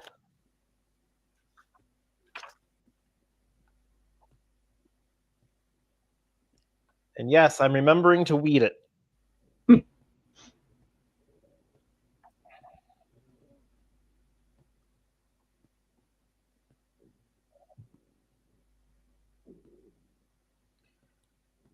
I'm just picturing Wayne just trying to keep awake, trying to keep his eyes open. Yeah, it's the wrong side of 3:30 in the morning over here, so I'm going to tap out soon, I think. Well, thank you for joining. I'm going to hang around just to see you put this last little slice in, and then I'll leave you to it.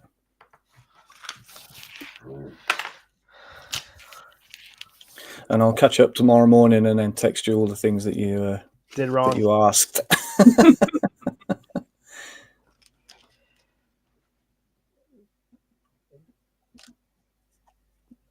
Yeah, it's the moment that you leave that'll be like, wait, how does this one work? Yeah. Ken just threw you another super chat for $27.99 Canadian. He says, "Please put in a good word with Hagen Miller for me to see if he would do a 1-350 mask for the NCC 2000." Well, we're going to be doing a mask for the 350, so you'll have access to all that. I'll just cut them and send them to you. Not a problem.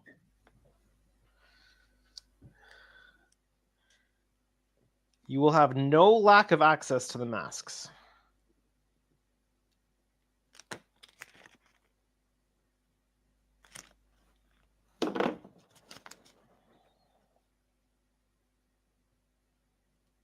Ken says, "Thanks, Andrew." You're welcome. Jody says it may take him longer because he wants to try to avoid busy highways and trouble seeing at night. Yeah, I'm getting older, and it seems like I don't like driving at night as much as I used to. There, that's the final piece for this step laid down. You made it, Wayne. Woohoo! Congrats. Good work, Andrew. Now I have to do the supplemental masking. Yeah. Right. You want to get to bed, Wayne? Yeah, I'm going to bow out. All right. Well, thanks for joining. Thanks for inviting me on. Yeah. have to do it again. Yeah, definitely. Good stuff. I'll see you all soon. I'll see you And next weekend. It's the leave studio button, not the end stream button. I don't think he Okay, has that cool. button, so I think you're safe. But yeah, Okay. I'm just going to start pressing everything that's got an X yeah, on just it. press everything. All right, thanks, Wayne, for joining, and we hope to see you next week. Yeah, see you next weekend, Yeah. guys. See you soon. Bye. All right. Somewhere around here is a ruler. I found it. Okay. The tape's on the table. I saw it. Well, I've got the tape. I was just Okay. looking for the metal straight edge. I need to cut it into thin strips. Captain Charlemagne said he's also taking off to hit the hay. Hope you have a good week and a pleasant week. All right. Well, have a good night. Blair's also going to take off. He's got to run. Good night, Blair. Or All good right. morning, I guess. See you later. I'll see you this weekend. Yeah.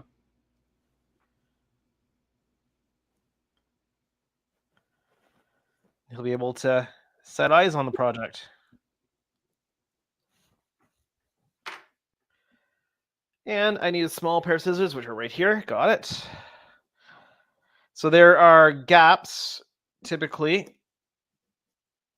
between some of these pie pieces, because I wasn't aligning the pie pieces to each other. I was aligning them to the panels on the hull. So some of them have gaps between pie pieces, and so that the paint doesn't get down on them, they need to be dealt with here.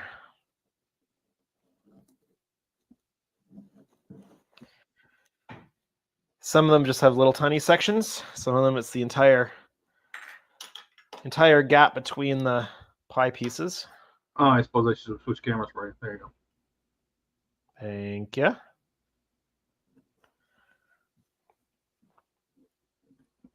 Never had to do the switch cameras things before. I'm sitting here paying attention to chat. So I'll just start one side and work my way around.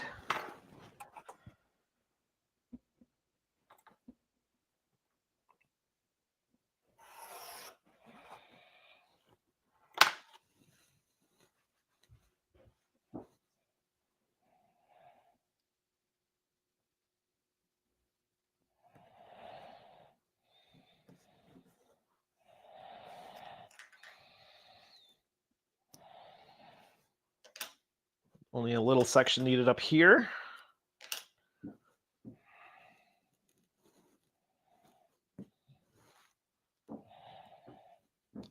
When I realized I could pop my workbench just out from the wall on an angle, Yeah, and get onto both sides, made the world of difference for this project. oh, I bet. It's like, you know how some people have their bed up against the wall? I can't imagine that. Like, I mean, it's very common, but I'm like, What, how do you you mean, like the side of your bed?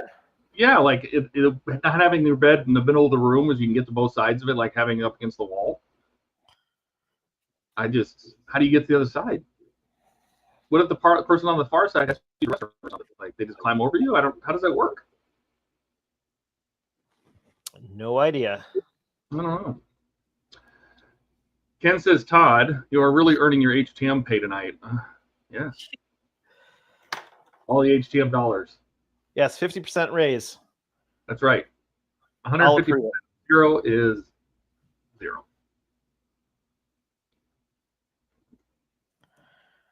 You know, after the stream, I'm going to go out in the garage and clear coat my Falcon because I still haven't decided if I want to bring it or not to WonderFest. Yeah. How are you getting to WonderFest? Flying, which means it has to be packed very delicately in the suitcase. So yeah, that's my thing. Like, do I want to take it and break it? I don't know. It's not that important that I have a model in the show. So I wouldn't bring it unless you're willing to do repair work on it. Because driving's one thing. Driving, you can control the conditions that it's in. Sure, you're right. Flying, you're at their mercy. Yeah, and it's not like luggage is handled with the utmost care. So It's not? yeah, What? and it might be just a little too big for a carry-on. So, and usually when I travel to WonderFest, I don't bring carry-on. I just have like a backpack. I just, I bring like a big suitcase in case I want to bring stuff home. But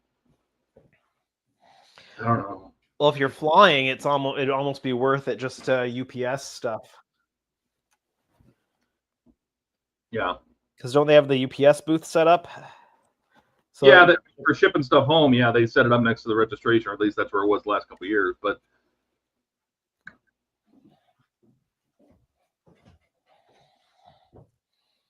certainly wouldn't want to be doing that driving, but no point adding the cost. But if you're flying, it would be a handy. Yeah. Well, when Jordan was still talking about driving, I'm like, I wonder if I can get him to come through Arizona, pick up my model, and drive it to Kentucky. Well, I think that he's going to be more human, given that he's not now having to drive. Oh, I know. I thought about it, and I'm like, bro, I said, because he was thinking that the tickets were going to be like $750 or something, and I looked through my Expedient account because I fly, I travel enough that I have a lot of like perks and stuff, and so we were able to get him a really good deal on a flight. And I'm like, you sure you don't want to do this? And he finally just caved, and he goes, yes. Well, his big thing is the real ID thing, and because he's still working on getting his his Canadian passport is on the way, and he needs that one to get his American one, and he needs the American one to get his real ID. So when May 7th came and the TSA was like, we're not taking it unless you have real IDs, it turns out that wasn't the case. Now they're giving people leeway, and so he's like, oh, I'm just gonna fly.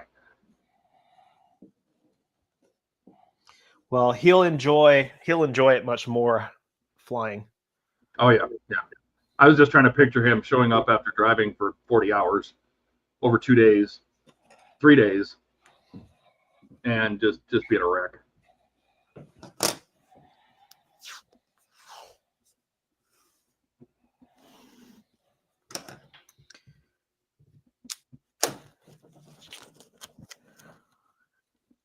Oh, Fat Man's here. Welcome back. He's on the stream last night. Welcome.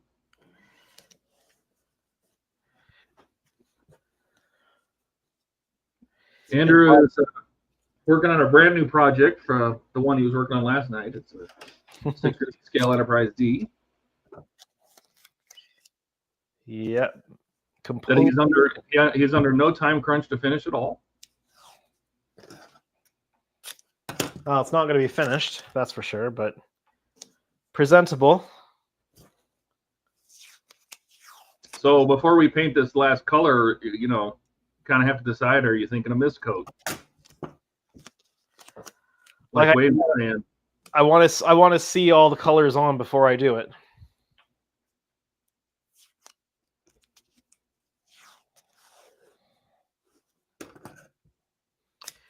But I mean, it's looking quite similar to the studio model, right? So right. Well, and I thought, interesting when you showed those two whites, I almost thought maybe something right between them would be perfect, but because it's hard to tell on the camera, your eyes probably pick it out easier, but on the camera, the left one looked very, very subtle, and the white one almost seemed like too much, like almost something in the middle. But if you're aiming, you have all those pictures. I'm not looking at them right now, of the actual 6-footer, and if that gray is a very subtle difference, then that makes sense. All right, Ghost is taking off for the night. Good night, Tommy. All right, well, have a good night. Thanks for joining. Oh, you want to answer a question for Fat Man? He says, I never got into Star Trek. What would be the best reason I should? Because it's good. Yeah. There you go. If you like sci-fi, if you like clean cut sci-fi, it's certainly not grunge sci-fi. What, you're not going to weather your Enterprise when you're all done? We've determined that's why he likes building Star Trek models, because he doesn't have to weather them. Star Wars are all grungy and gross. I built Starfleet ships. I don't know how to weather. He says he just typed Star Trek into for the first time into his phone and he's already getting ads for it. That is how it works.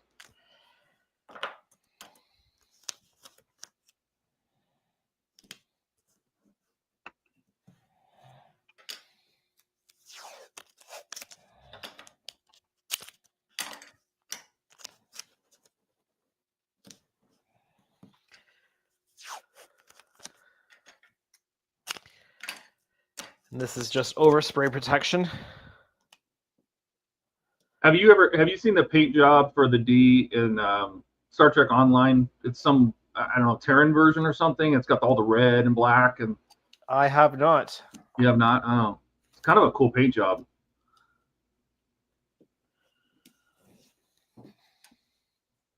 I think it's the S2 version. I can tell I'm going to need to get a new roll of the delicate tape soon.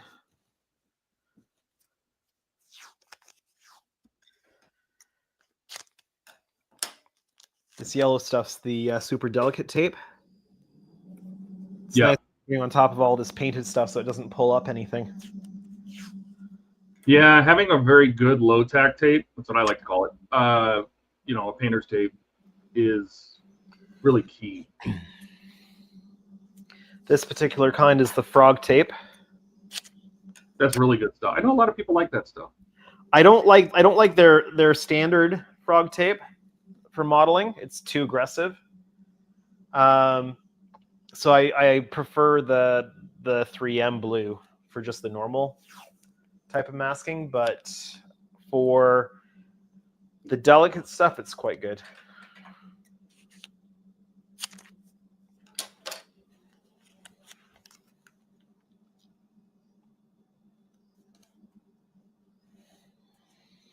I don't need to go crazy on the overspray protection because there's really not, I can be quite focused with the airbrush.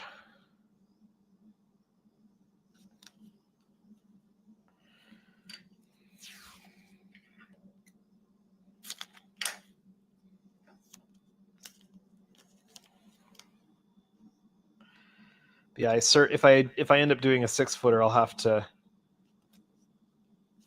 upgrade my painting capacity.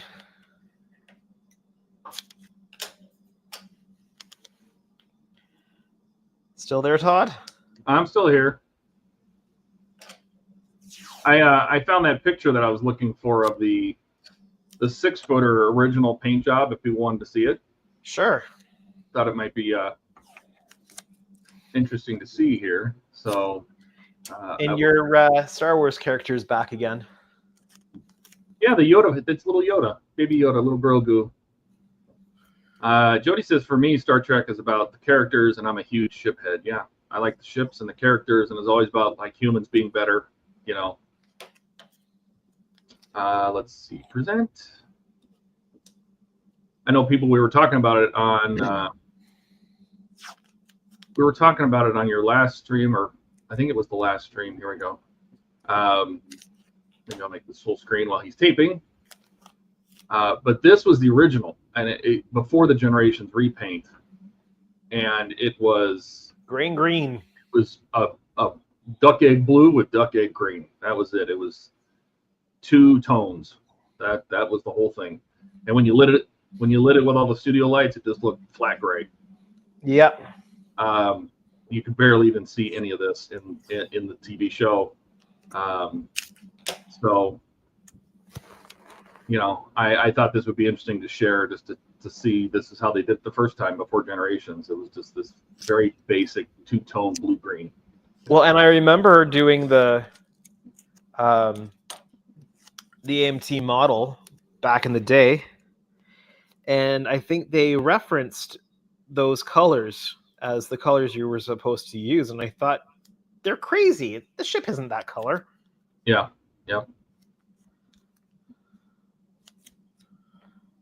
I knew I had that picture somewhere. I just had to find it. There's some pictures of it under construction too, with those interior ribs. Oh yeah, no, when I first started building my Fanhome model, I got every production picture I could get from the Gene Studio and ILM, and even just some people just had some random stuff all over the place, you know. Was that so that you could see how badly inaccurate it was? Well, and that's how I learned that like when I took all the pictures of the 6-footer, that's how I realized that the Fanhome was this weird conglomeration of both models. It had the window pattern of the 4-footer, it had the paint job of the 6-footer, and it had the smooth surface of the 6-footer. Very strange. Let's see. Jody says he liked the idea that someday people can stop focusing on differences and focus on cooperation. Yeah. Let's see. And ILM, Batman says ILM is my spirit animal. Can you imagine? It used to be a job. Yeah. Build these things for movies. You could make a paid living just building models all day long. Sitting in the shop with an airbrush painting the Enterprise, like. But you have to wonder, those guys, you know, Gene and they didn't know at the time that it was going to be as big as it was. I mean, I'm sure they knew it was Star Trek, but it was the first Star Trek after TOS, you know, and which got canceled after what, 2.5, 3 seasons. I barely watched it. It was before my time, but they didn't know. They didn't know that it was going to last 7 seasons. They didn't know it was going to have such a huge following and spurn and be so successful that it would spurn off all the movies and the future TV shows, you know. They didn't know. They didn't know.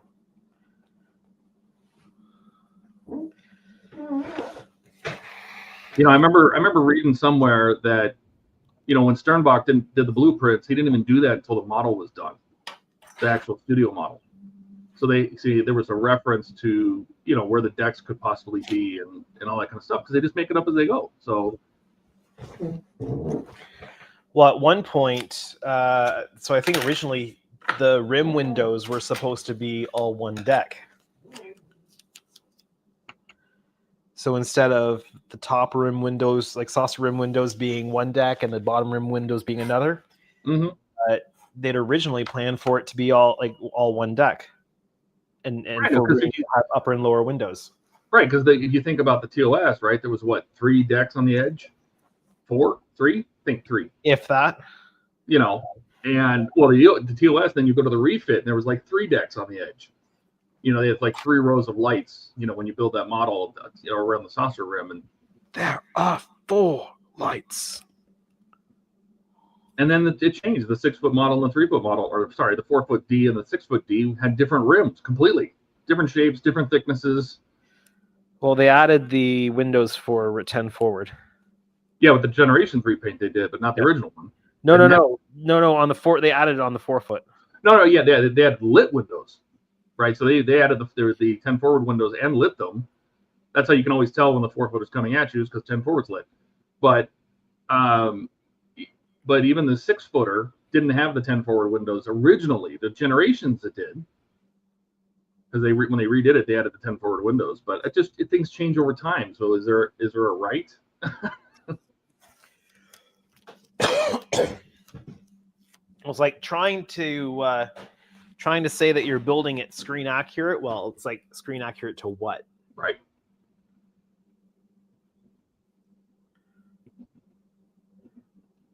You kind of just have to pick your reference and go.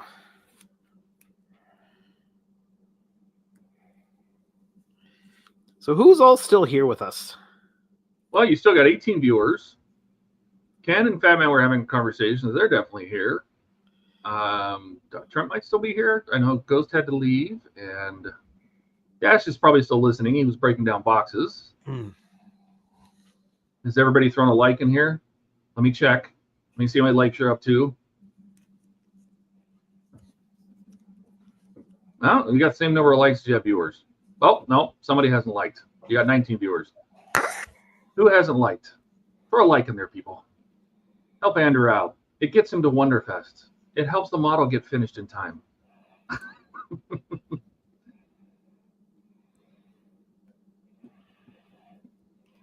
How well do you find that masking material bends over that that's a dual curved surface, right? It's bending outwards and down. How does it conform when you're taping that? Does it do pretty well? To the surface, it conforms all right. The edge is just a challenge because it's not like the material goes over and then under. Yeah. It just kind of ends at the top of at the bottom of the saucer edge. So it doesn't have a lot of grab going over that corner. Yeah, I don't know if Gary uses the Oracle or not, but I just noticed when there was a complex surface complex shape that you're putting it on, sometimes it would cause it to buckle. It would lift at the edges where you needed to paint, things like that. So I was just curious if it may not be the same stuff. So that Wayne provides that Oracle or a mask 810.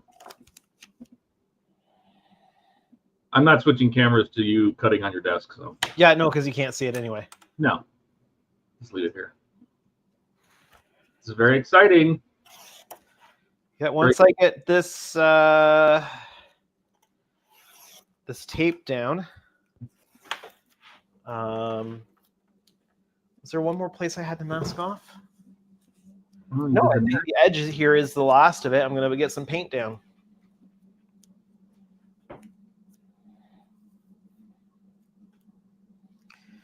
That's always exciting. It is exciting. Now, this is the portion of this job that takes the longest, doing this particular section. Just the nature of the beast. Is that just because you got to curve it over the edge of the rim and? Yeah, and there's a lot of additional like extra masking here and.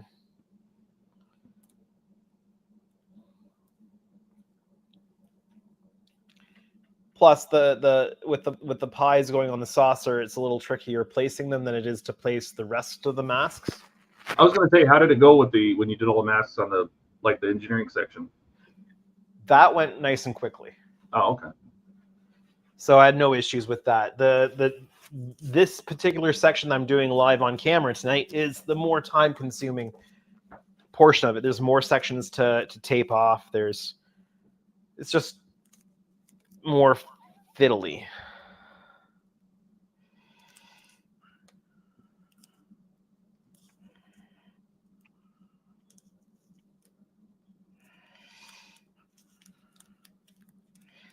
The saucer, sorry, not the saucer, the nacelles were tricky to get the base Aztecs on. Just doing the inboard section. Yeah. And they were a little trickier to paint. But still, I still prefer painting it with them built than doing it all pre. Because then you're messing up your paint job with your seam work, right? So, okay. Excellent. Let's get set up to paint. Batman's right. He's measure once, cut twice. Measure twice, cut once. Somebody says he's here. He's just tinkering in the background. What are you building tonight?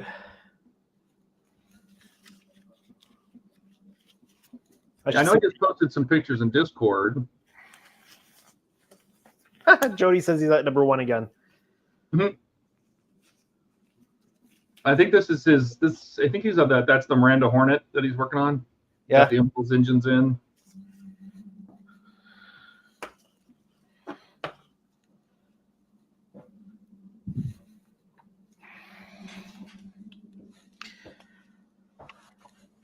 Give me a moment while I get set up for paint here.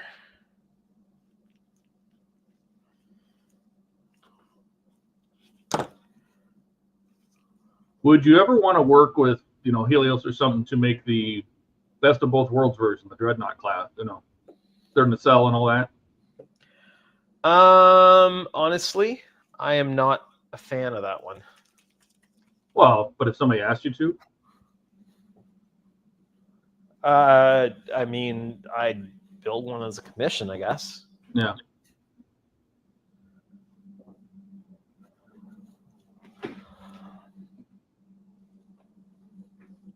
I wonder if Wayne had any of those, because those were separate pieces completely, and I wonder if whatever happened to those molds.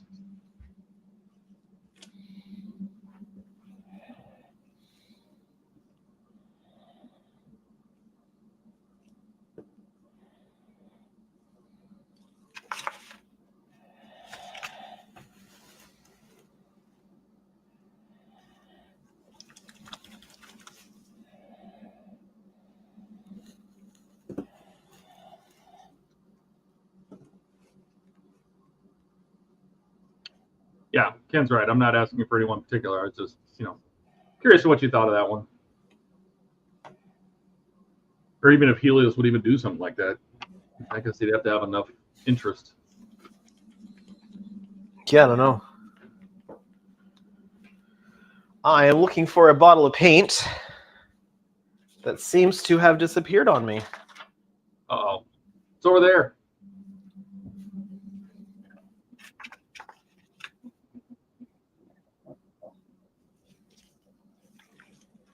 And I found it.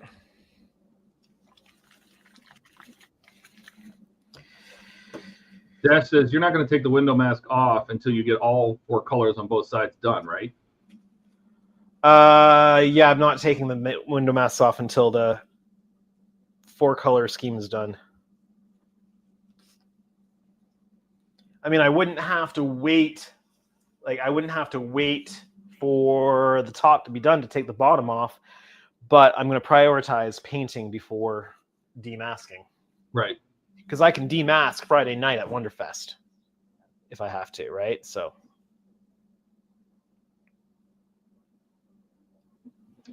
Well, and if it's a work in progress, it's like if you have super limited time, as long as the top is good, Yeah.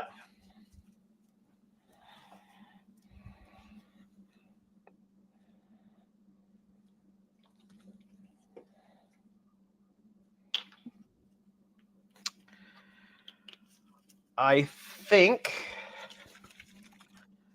I'm going to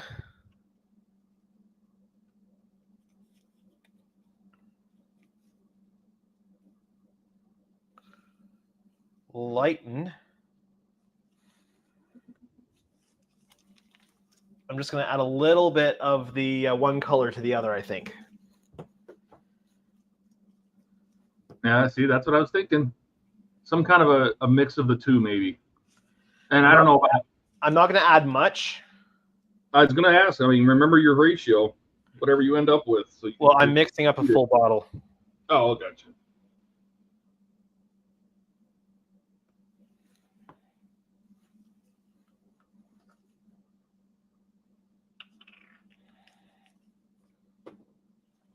Again, I'm not putting much. I just want to lighten it a little bit. Jody says it's the yes. He's working on the Miranda Hornet. It's going to look good from far, but it'll be far from good. Stop it. I mean, it's a scratch build. It's epic. And I'm going to mark this before I forget.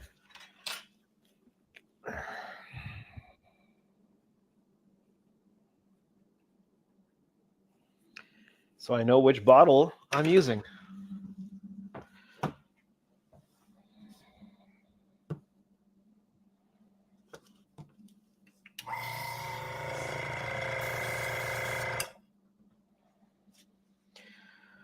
All right.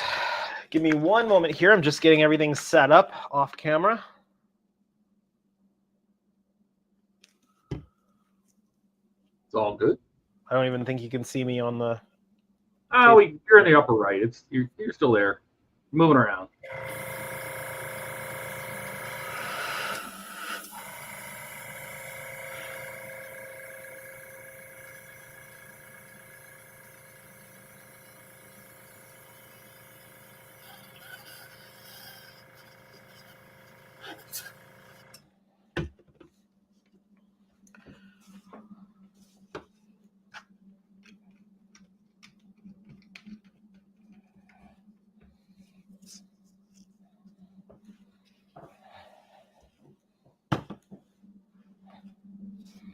This is exciting.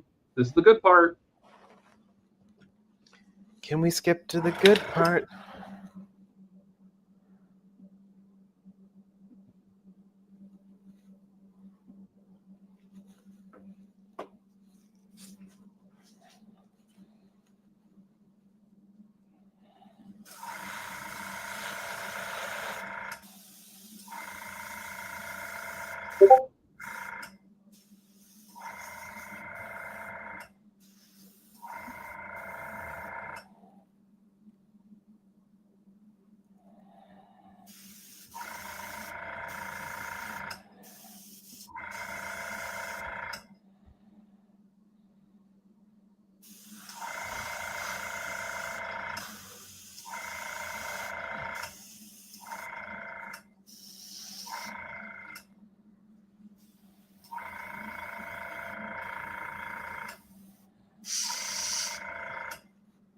Ken says this is the moment we've all been waiting for. Yes, I agree. This is the good part.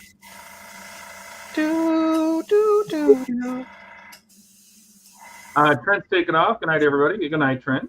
Have a good night. Thanks for joining.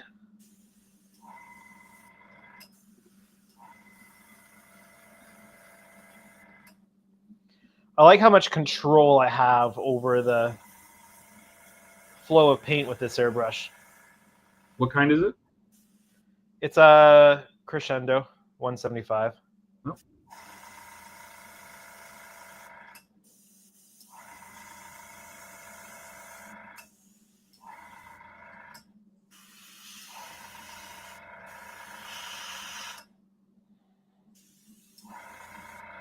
I mean, I wouldn't want to do large,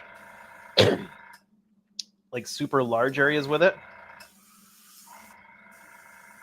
You know, there's part of me that wants to get like a, the step up from that would be like a mini spray gun. You know, even like Home Depot has like a 1.1 mil needle with the big cup, and for doing large areas. Well, like I said, if I end up doing a 6-footer, I'll have to upgrade my Yeah. upscale. Upscale. I can get a lot done with a 0.5 needle, but I just think that even a big area worked just so much better with something that was, like even like that 1.1, it was like $60 at Home Depot. To have like an actual spray gun, or just a mini spray gun. They look like baby automotive guns. You know what I mean? Alec is here. He says, "Hey guys." Hey, Alec. You must be done work, or you're watching from work.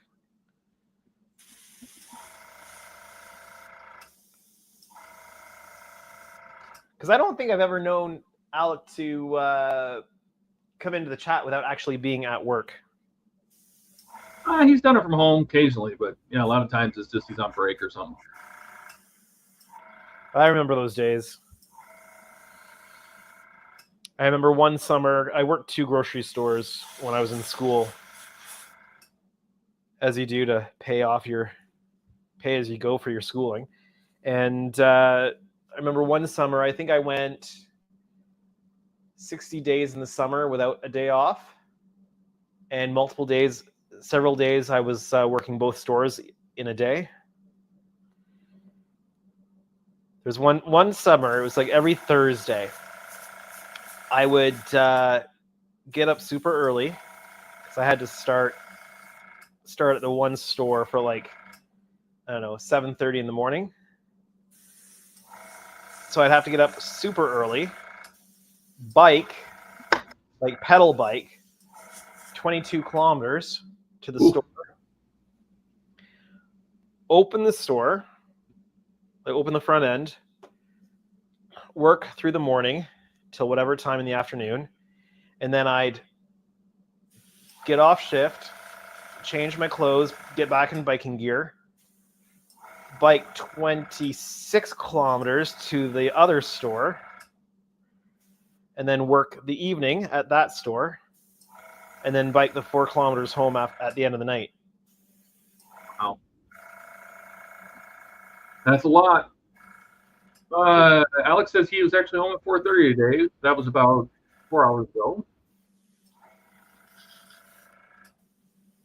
Jack says is asking me, what is your pressure usually set at for minimum to maximum airbrush? I go from anywhere from 10 to 30.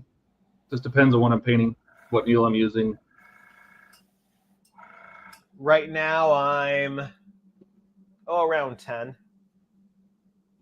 Yeah, it's really, honestly, it's the lower pressure you can use, the better, at least in my experience, because you have less chance of blasting it all over the place and Well, lifting masks.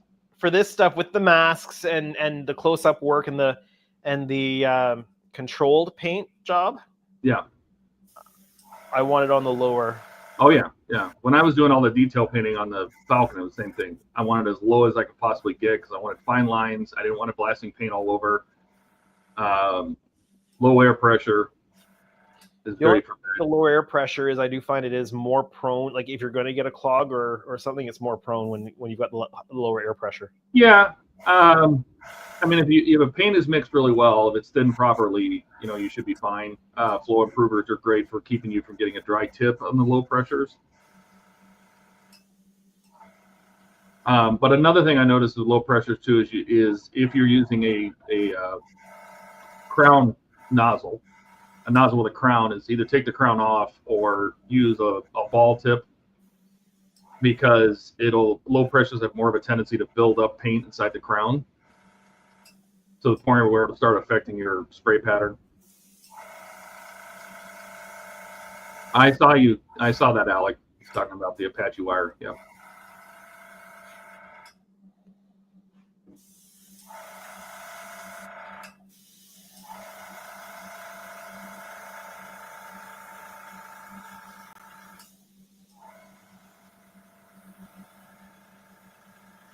Dash says, the reason I'm asking is going to use a pancake compressor in this building. I'm going to use it for blowing air and trying to do airbrushing, so maybe I need to know about getting a regular. I would not go over, say, depends on the airbrush, but I would not go over probably at most 40 with an airbrush. So if you're going to have a compressor that's tanking 100 psi or something for other needs, then I would have a regulator on it for sure. I mean, you can put a Mac valve on it for local control at the airbrush, but I would still not try to force too much into it.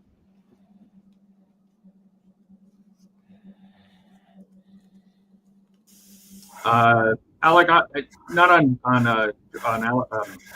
Andrew's stream. Just ask that in Discord, and I'll answer you there.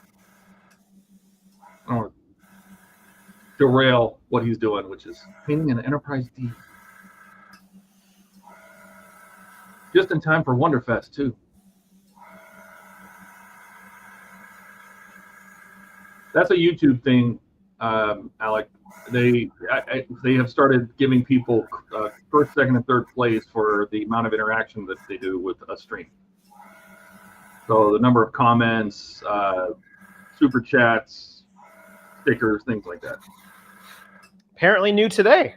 Yeah, it's the first time I've seen it too. So, and Ken is in the lead. He's in first place. If you click the little at the top of the chat window, there's a thing that'll explain it to you and the leaderboard and all that. I guess that's totally new. I didn't know it was coming. Never saw an email about it.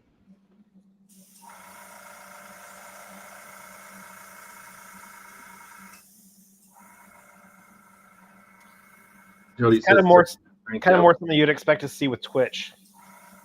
Yeah, well, maybe that's why they're doing it, right? Stay relevant. Yeah, Twitch has all those fun things like hype trains and. Ken is currently in lead with 225 XP. Jody is at 200 XP at second.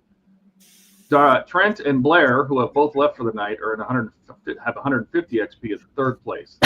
Then it's Shark, Stephen Haynes. So I think mixing the little bit of the other is just going to add that extra little bit of brightness to it. Yeah.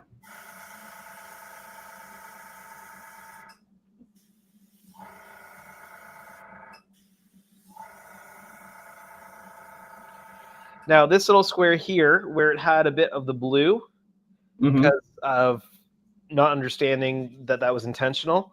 Yeah. So what I've done is I've hit the blue first. I'm letting that dry just a little bit, and then I'm going to go over to do the rest of it.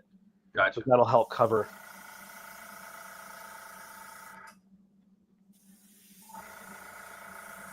Just in case anybody thought I was missing it or something. I just don't see somebody going underneath your model and saying, "Oh, that's wrong." No, I mean, if somebody was watching on stream wondering why I didn't paint the whole thing.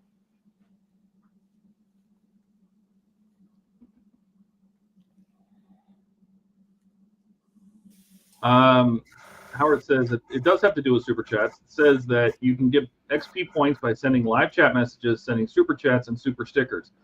It does not say that the amount of a super chat matters. So I don't know how that breaks down.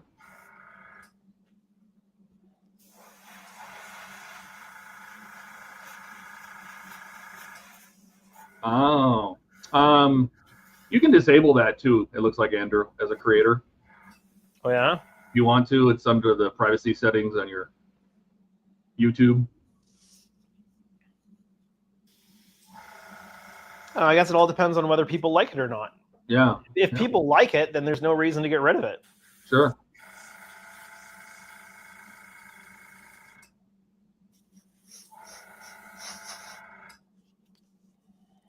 And they're just specific to a stream.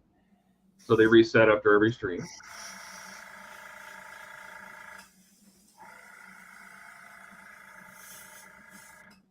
And it says, I'm reading the help for it. Experience points are automatically calculated when viewers send a live chat, purchase a super chat, a super sticker, or gift, etc.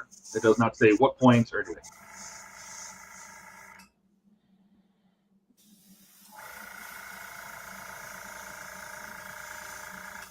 Oh, Dash just sent you $2 because he wants to test it. Well, thank you. Thanks, Dash.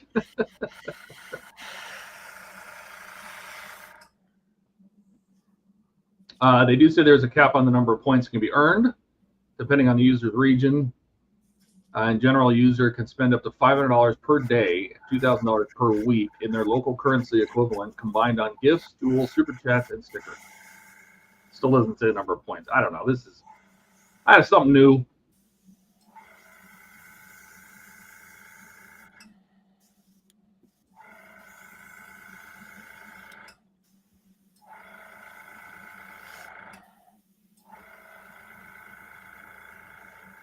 The competitive people will get right into it.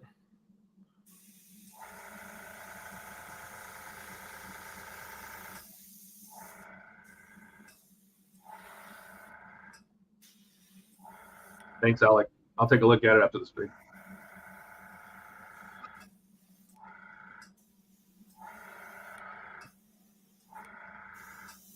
You know, it's interesting, Ken, that this recent. So I watch when I produce. I also watch the stream on YouTube just to make sure it's going out like it should.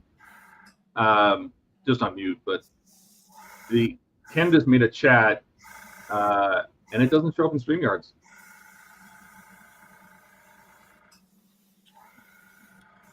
He made a big long chat like it was a word count thing, and it does not show up in StreamYards. I don't know why.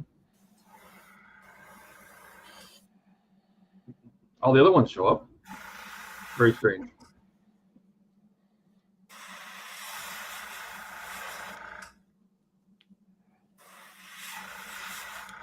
There we go. Nice. Now, how long do you let it sit before are you gonna try to pull them off tonight so we can see? I'll have to see. I'll definitely get the yellow tape taken off, but I will have to deal with my brush first. So give me one moment while I go wash the cup out. I'll be right back. Gotcha. Ken says, I think Alec's trying to get on the scoreboard, maybe. Jody says it encourages engagement with the streamer to keep the conversation going. Yeah.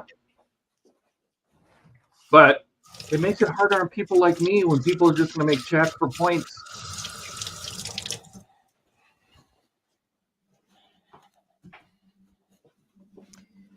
So I just rinsed out my paint cup in our laundry sink, which reminded me that I haven't rinsed out our laundry sink yet.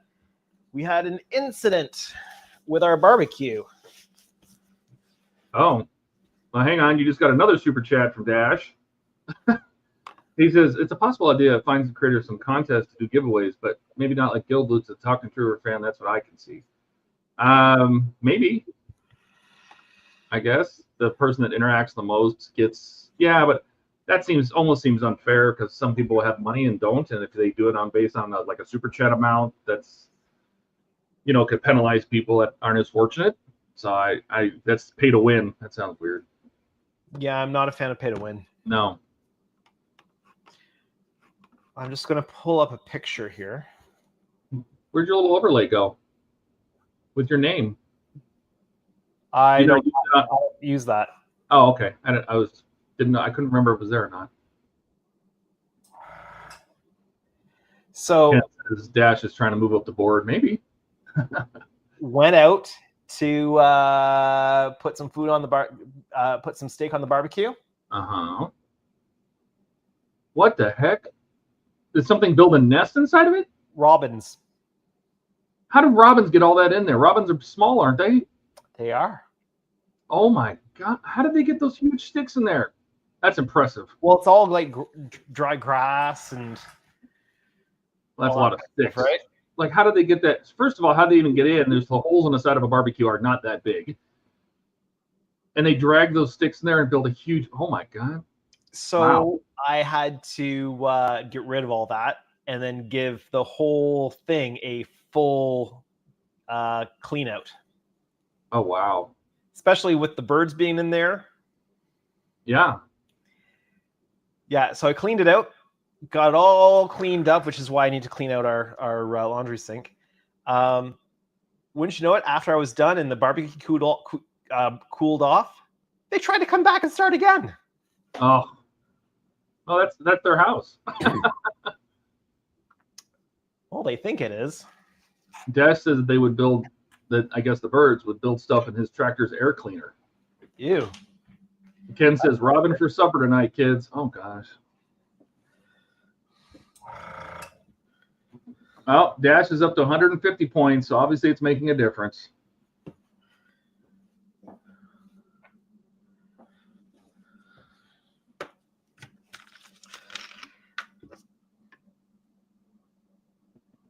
Just going to give my brush a quick clean out.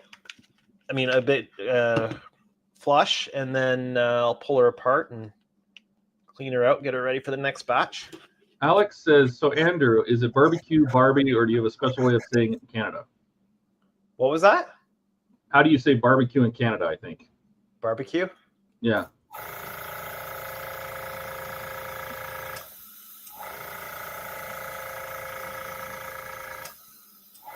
We definitely don't have any special word or name for it, so. Hey, Jody says in Canada we call it the beerbecue. Hey, we say that here too, but just in the southeast, like Donnie's neck of the woods. Beerbecue. I'm gonna grab a drink real quick. I'll be right back. All right. Excuse me.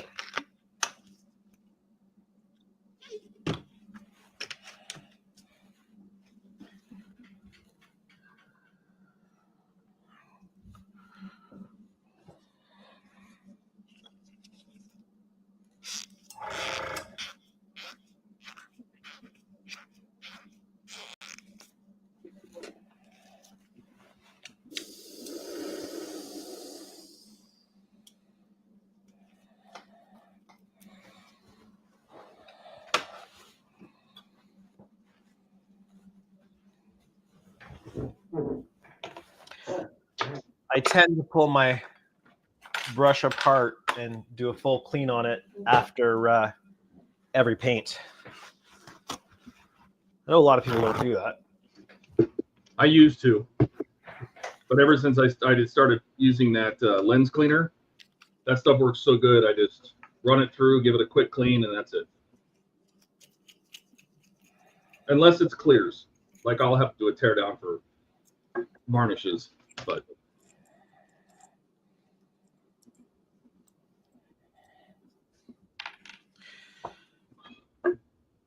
Well, when I clear coat it, I'll probably use my other airbrush.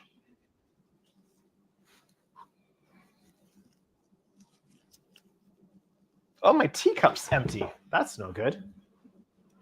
Dennis is here. He says, back from the pub. What'd I miss? Everything. We got paint down. Yep. The fourth paint is down. He's just cleaning up his airbrush, and then. Well, okay. Caveat. Oh. One section of the fourth paint is down. The lower, the first of the fourth paint layer on the bottom. There. Oops. That's not what I want to do. There are 4 colors. There you go. All right. Let's do it. We might even get to see him pull these masks off. Very exciting. Yeah, well, by the time I get my airbrush just cleaned up here, I should be able to start pulling some masks off, at least the yellow.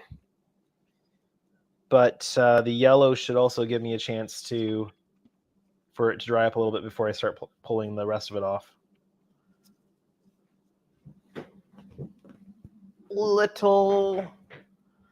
So I turned my phone volume all the way down, but it's still playing the audio up there. Really? Yeah, it's the weirdest. Weird.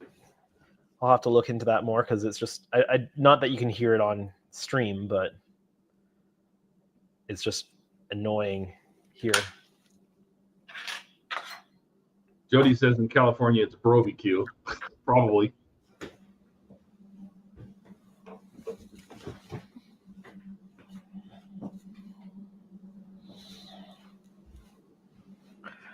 I've got every tweezer except the one I'm looking for. There it is. It's like 3 different kinds of tweezers sitting on my desk, and none of them the one I was needing.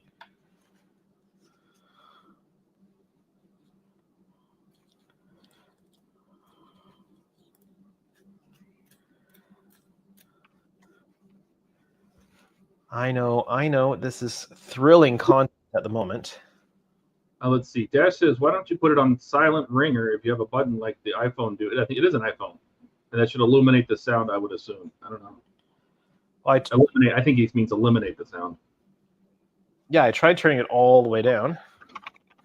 I didn't try the mute switch. I will have to try that.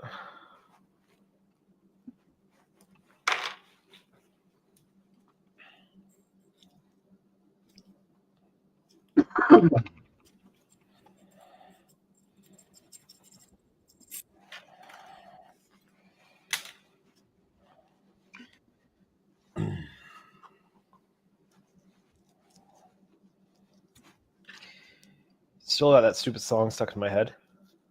Are you going to sing it? What is it? Have I heard it? You probably have not heard it because it was on last week's Doctor Who episode. Oh. But if you want, you can YouTube Dug-a-Doo. Well, not on your stream, but maybe after. Yeah, I wouldn't play it on stream.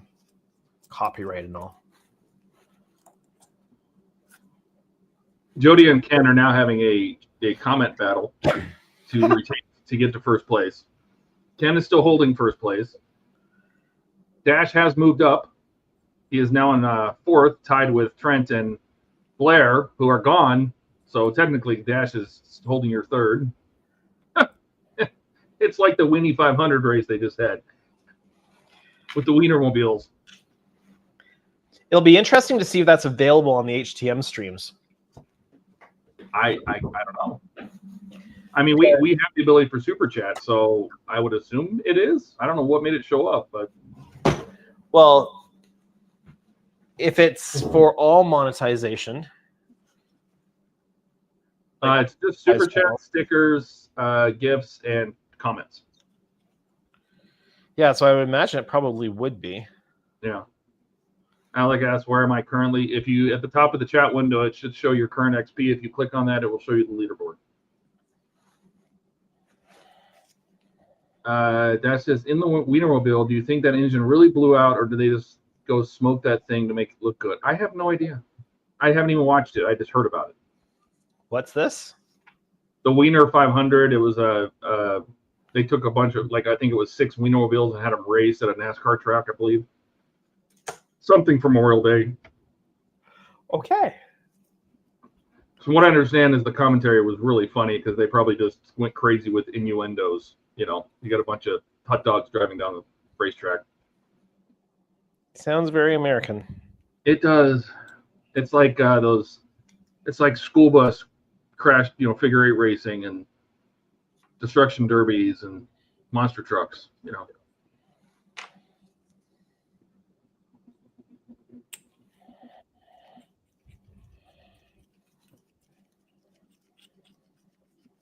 I bought a whole new set of seals for my Grex airbrush, and I'm thinking about tearing it down on one of the streams, like down to nothing, and throw it in the ultrasonic cleaner and give it a really good redo. Yeah. Well, if you're really good at your maintenance as you go, sure, really helps. I never used to be great at the maintenance as I went, and then I started paying for it. Well, I saw something that was talking. It came from Grex actually, and they were talking what they call plunging the needle, and I'm sure it works on most airbrushes. Which is you put some cleaner in it, so it's in the bowl, and then you loosen the set screw for your needle. Your needle screw on the back. Yep. You just pull the needle back in and out, in and out, in and out, and what it does is it pulls some of the cleaner back into that back seal that goes towards the back of the airbrush and helps clean out that seal and refresh it.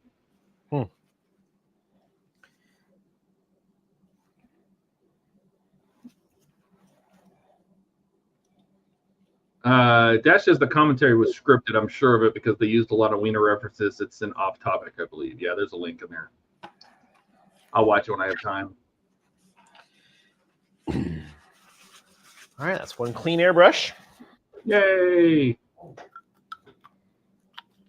I have to make your sound effects, Andrew.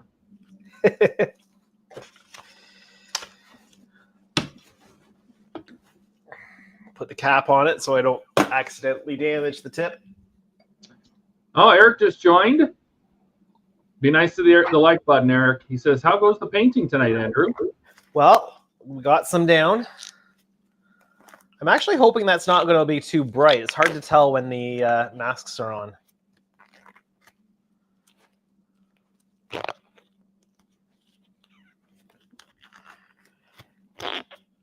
I'll start by pulling one small section. Because if I need to dull that down or something, then it'd be nice not to have I was thinking that what was it, 13B? That's that little wedge you had to put in at the last bit. Yeah. Do you think that's a good place to start since that was the last one you put down? Well, I'll either pull 13 or 5 because they're both small wedges. Yeah. Andrew, Alex says, "Are you going to program a disco? I think Discovery or Strange New Worlds season 2, episode 9 setting with the D? I don't know what that is. Where they had like a disco light party? Maybe. I have no idea. I can't imagine you're going to do it, but the end user can because of that interface. So yeah.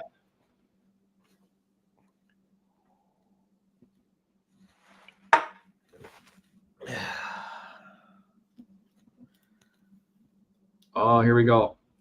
Everybody get your ASMR headphones on.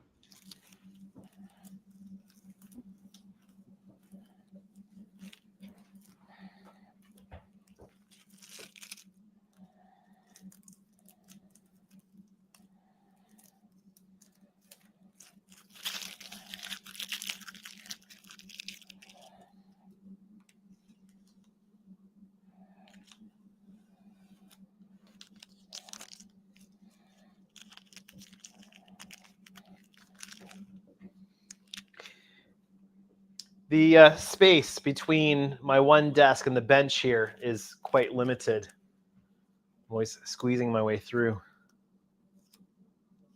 Can you rotate the desk out some more? Or then not if I want to be on cam. Yeah. And not if I want to be able to sit at the desk.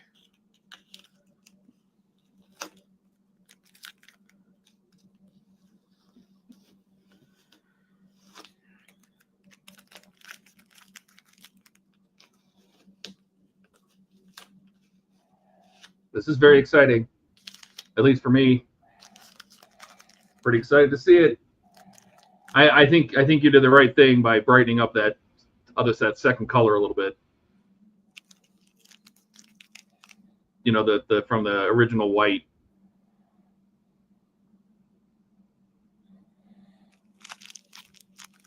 Dennis C says, "Is there a specific brand of masking tape that you prefer?" Depending on the job. For doing masking work like I would on the Enterprise E, I prefer the 3M blue. This kind of work I'm using I'm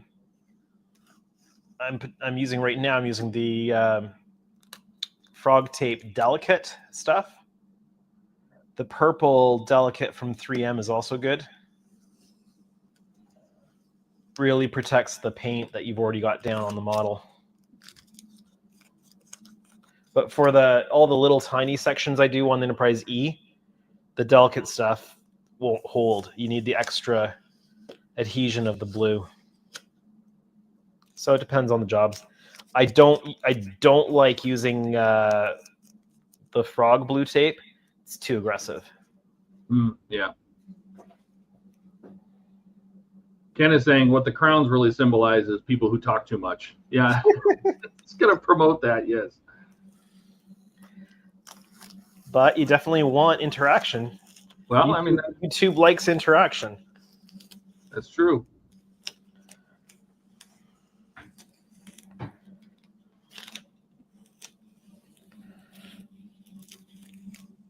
Oop. Oh.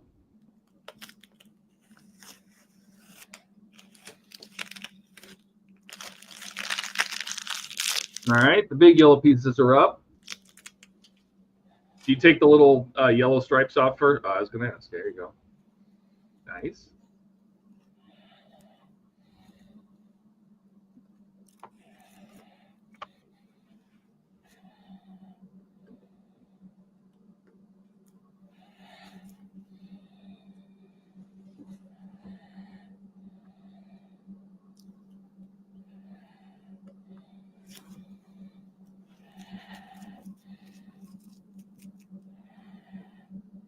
You know, I'm trying to picture in my mind looking at this image about all of the different masking and stuff you've done, and trying to picture them doing this in at ILM or Gene's shop or something. Just, you know, and more time consuming. Oh yeah, because you know they probably didn't have the vinyl cutters we have today, and probably. Yeah, I mean, but I don't know. I still feel like they probably went over the whole thing with tape. That's just crazy. That's exactly what they would have done. Yeah. Every one of these little shapes and things would have been taped off. Pieces of tape.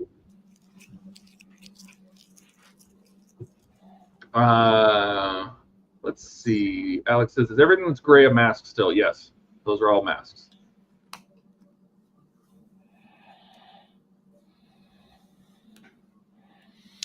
I think we're good.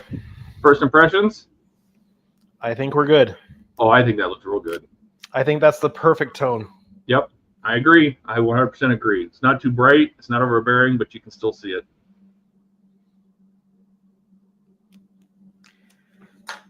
Awesome. Batman Skid says, imagine ILM with internet access and 3D printers. Well, yes, but at this point, everything's CG. You know, they don't build a whole lot of practical models anymore. The technology would have helped them build the practical models, but the technology renders building the practical models irrelevant. Yeah.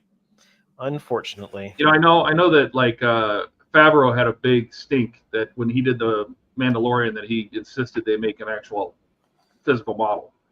I still think physical models look better. I do too. I don't know.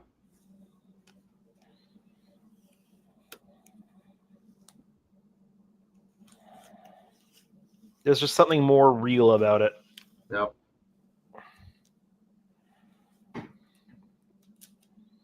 And adding the little bit of brightness to it was definitely the right call as well. It looks great.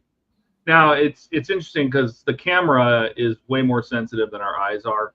So just to people watching, that this is probably even more subtle than what the camera is seeing, what we're seeing on camera. But to your eyes, I'm sure all of this is it's settled down versus I'm thinking that it needs like maybe an overspray or something. Cosmic Quest Hobbies is here. It says looks awesome. Can't wait to see it at WonderFest. Oh, thanks for joining the stream. And you're going to be at WonderFest. Excellent. Awesome. Lots of people are going to be at WonderFest. It's going to be a good show this year.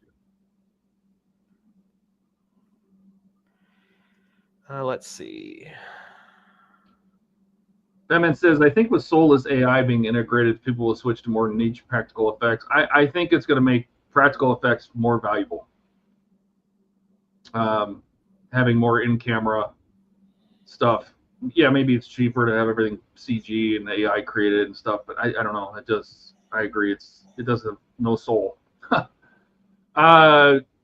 Alex says it's looking so cool. Heck, that two-tone blue and gray also looks cool, even though it's not under really the color it's going to be, but that blue underneath the gray looks so good.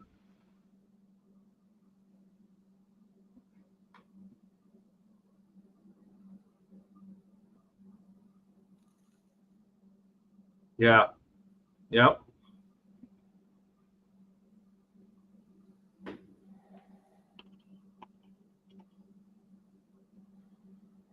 Oh, yeah, I think that's about right.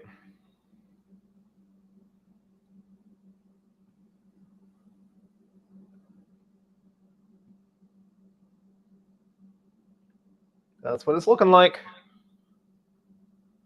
Yeah, I'm looking at the picture of the 6-footer, and you may have to do like a base color mist just to kind of make it all of them a little more subtle. The colors are perfect, but there is kind of just a common. Well, I would do the gray, not the blue base coat. Yeah. Just to kind of just makes everything blend in a little bit, a little subtle, but the colors look right on. That says he's going to WonderFest and Todd and Jordan's pockets. Yep. Yeah. Not imagine if Phantom was anywhere close to accurate in its design. Yeah, but that's a whole different thing. That's a whole different model.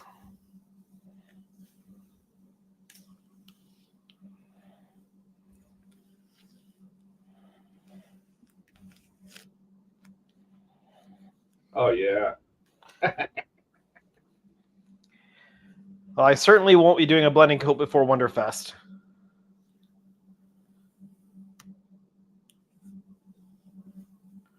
Well, the bottom is the place to test it, so.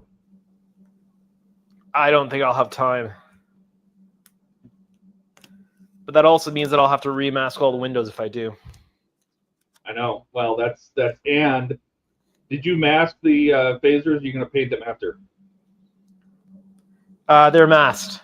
Okay. But there's clear resin printed pieces, phaser strips that go on top. Yeah, so that's just like for the sensor ring around the Calypso and things like that. There are different colors. I didn't know if you'd already masked them off, if you plan on painting them afterwards. Whereas if you're going to miss, that needs to happen first, right? Well, it depends on what kind of masking I do. Yeah. I don't know. I mean, it's not far off the studio model. Do you think they did a blending coat on the studio model? Yeah. It's been a long time since I've done a blending coat. I'll have to refresh myself on the process.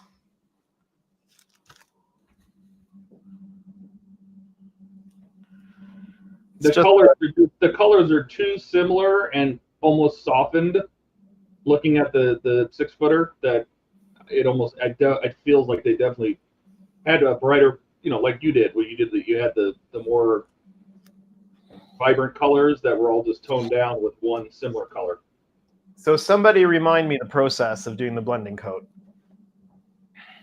I think Ken does it. I mean, it's mostly just doing it at you're farther away, so you're covering more of the model with the base coat, and you're just doing even coats. You know, like you're doing distance shots, and you're just basically adding a color tint to everything. You're not And adding. the paint's thinned down a fair bit, right? What's that? Is the paint thinned down a fair bit? I mean, yes, but it doesn't have to be. You don't want to. You're not trying to spray paint droplets, but you're trying to just mist it so it to your eyes it gives the illusion of being more of a homogeneous color. I'm sure that Ken or somebody that's done a lot of them, or even just looking on YouTube, maybe. People call it different things: mist coats, tint coats. Ken says thin down, yes. Like, I mean, by thin down, I mean more than you would for normal painting.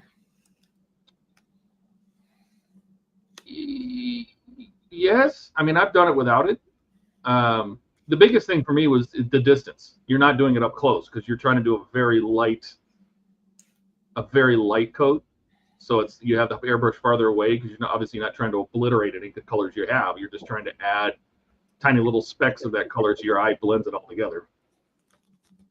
Ken says it's like a dust coat. Yeah. Yeah. And you know what a lot of people do. What I did is I would spray big swaths, like over the whole, like in your case, go over the whole bottom saucer with the one color, just a real thin layer, then stand back and look at it, and then do it again, and then stand back and look at it, because you're just slightly adjusting that tint just every little bit until it catches the right color you're looking for.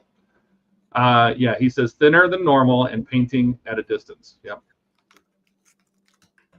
Alec asks, oh God, let's see. Dash says, got it. Todd, if they rent out a DS9 or Death Star part work, would you do it? Sure. Yep. Alex says, would weathering the D be a good idea, or would it be? No, there's no weathering in Star Trek. It's battle damage, but no weathering. And the battle damage is usually fixed by the next episode. So that's right. Well, it's funny because if you look at the battle damage on the 6-footer and you see it's just like strips of tape. Yeah. And pieces of plastic they just slapped on because it's all removable. It's not meant to be permanent, Jody says they should have called the color for the Enterprise Earl Grey. That's good. Yep. Alec is talking about. Okay, we're getting off topic here. That's okay. Devin says I think there's more than that. Oh, here we go. Devin says I use mist coats all the time. If you see it being applied, you probably did a little too much. I'm not going to say that. Everybody's saying hi. Okay, you're good. Yeah, I mean, just looking at the picture, that it looks very the right colors, but more blended, and that's why I think they probably went over it with a misting coat.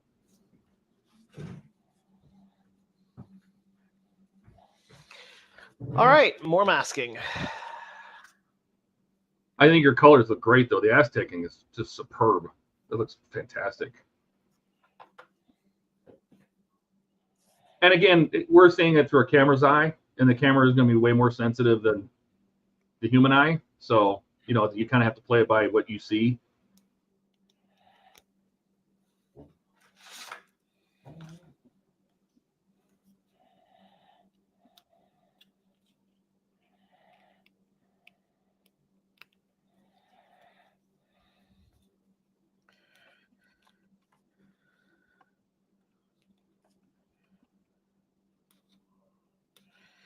Well, I'm definitely not going to get as much progress done tonight as I probably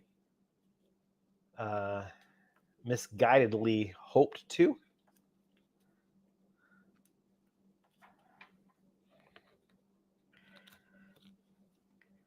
It's a bit of a time-consuming process, all this.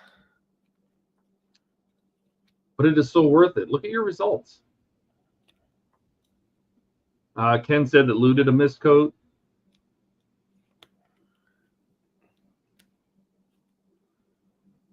Did he? He said it. I got about halfway through watching both of them go through the thing, and then I stopped. I don't even think I ever finished watching the rest of it. But Wayne also brought it up, right? He said, and he specifically, mentioned if you're going to mist it, you want the colors to be much more bold and brighter. And I think your colors are perfect for that.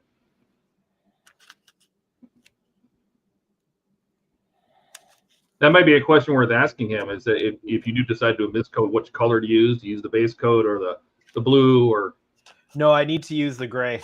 you got to use the gray. Okay. Yeah. Alex says, can we get a light show during the end of the stream? Probably not. No. No, because everything is masked off for Yeah, people. all the windows are masked off. The LEDs and the nacelles are masked off. Everything's masked off. You wouldn't see anything. Devin says, yep, Blue does mist coats on all of his Aztec builds. Dash says, how come you don't mask all of the ship in the bottom for each color?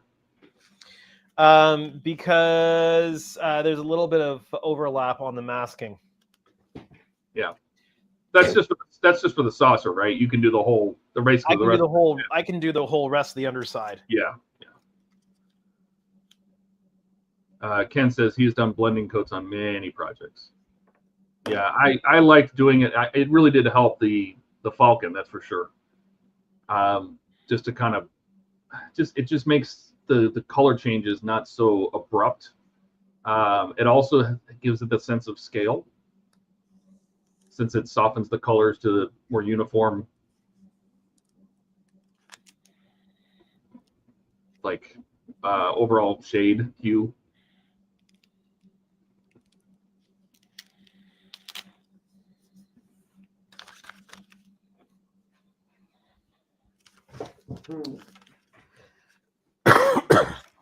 It's one more mask down.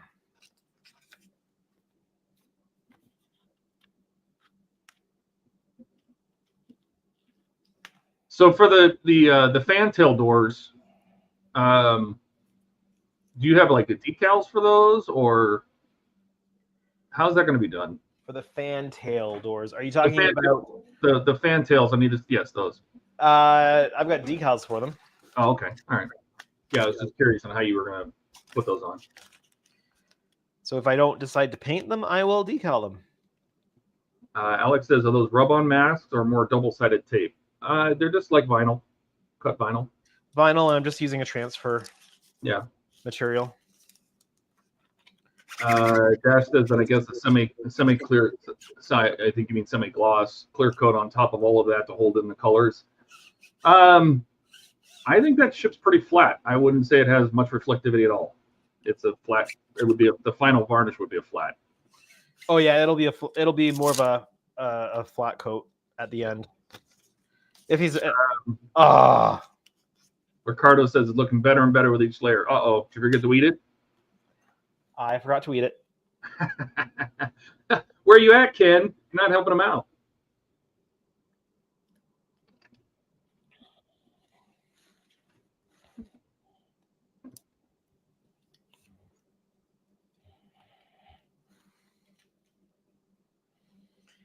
Weeding and shrink tube.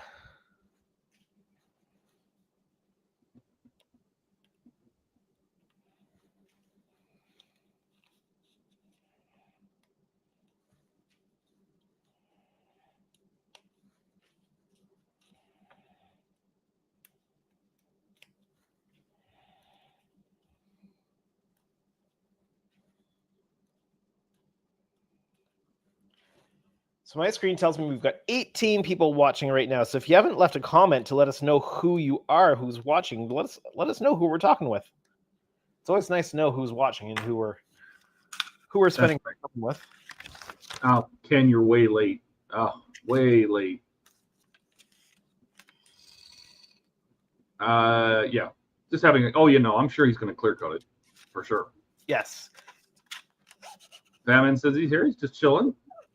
It will not be clear coated for WonderFest though. Well, no, not if you're not done. No, that'll be the last thing you do.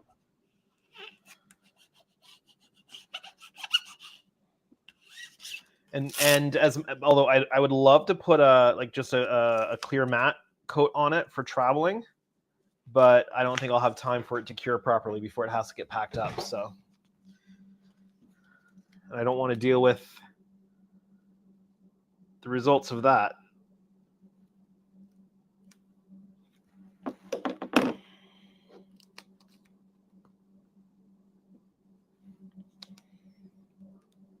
Plus, I'd like to demask the windows before any clear coat goes on. For sure, yeah. I mean, it's going to be challenging enough in certain spots to take the window masks off with the primer and the base coat on top.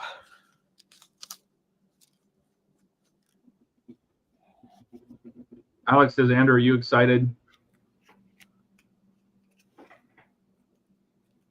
I'm not saying the other part because I don't want to remind you how much time you have. I'm already reading the other part. No, don't do it.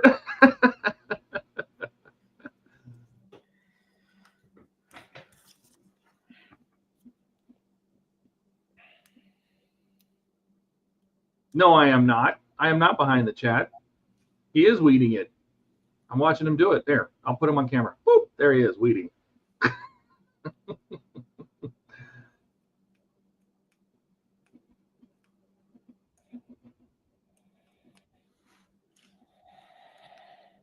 Did you go to the dinner? Like the closing dinner at WonderFest? I did not. No? No. Should I have?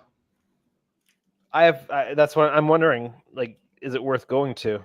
I don't know. Is that you have to pay for it, don't you? Probably.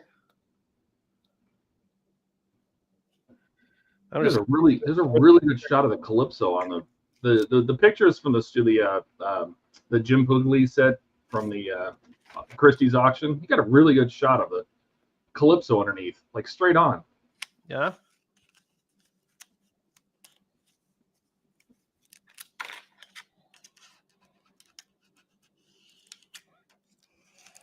I don't remember him having that many pictures of this. A whole bunch of pictures. I know you already did your Calypso, but I'm going to show you this picture. You probably have seen this, haven't you? You've seen all these pictures. Curious which one you're talking about.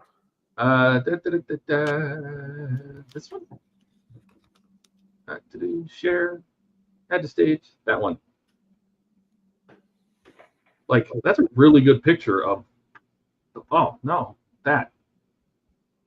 Like of the masking and the Aztec colors, and these two little brown. Like, click on it. Oh, go back. These two little brown.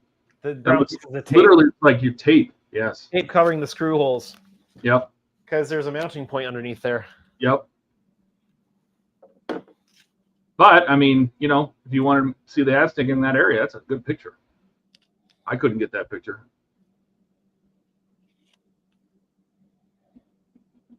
I was just looking at these. There's got a lot. I was trying to see what kind of pictures he had underneath.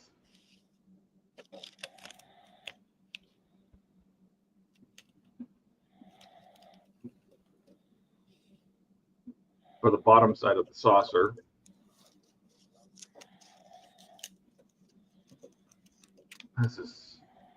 It's crazy that somebody taped all that. That's just crazy to me. Mm-hmm.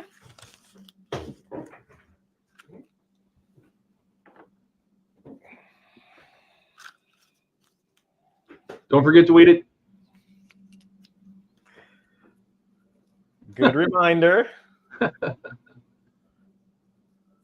Fatman says, is there any Imperial Star Destroyer models this size, or is this scratch builds? This is the Helios model. But I have seen, like the Executor, somebody has like a 4-foot long resin build of it you can get. It's insane. Jordan was thinking, wouldn't that be cool to build that and then light it, because it has that blue city-like thing structure in the middle. Let's see. We got him weeding. He's good. I would love a nice sized, highly detailed, and lightable Atlantis from Stargate. Oh, there you go.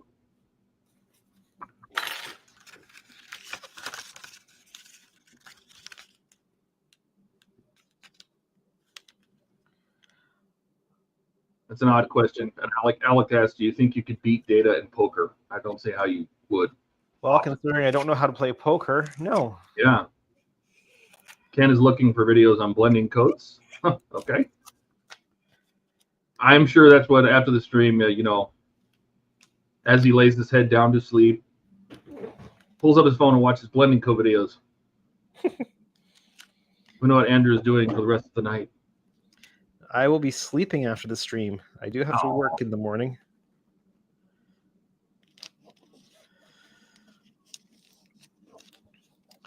But also, given the fact that this needs to get done, I'm perfectly fine going longer than normal tonight. I can sleep Tuesday after WonderFest.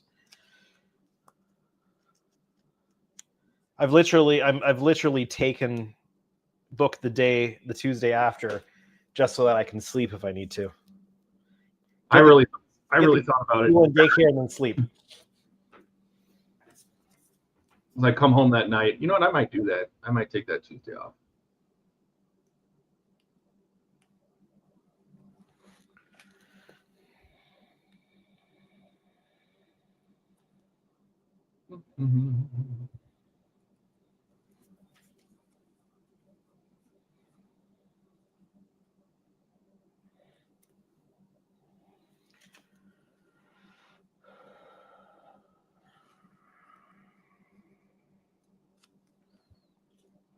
Looks like Alex got a comment about blending there. Oh yeah, I was just looking at my work calendar for a second. Alex said I can see blending being a good thing for dioramas as well, especially for scenes like Indeed. Yeah, I mean when you're trying to just have an overall color feel, I guess.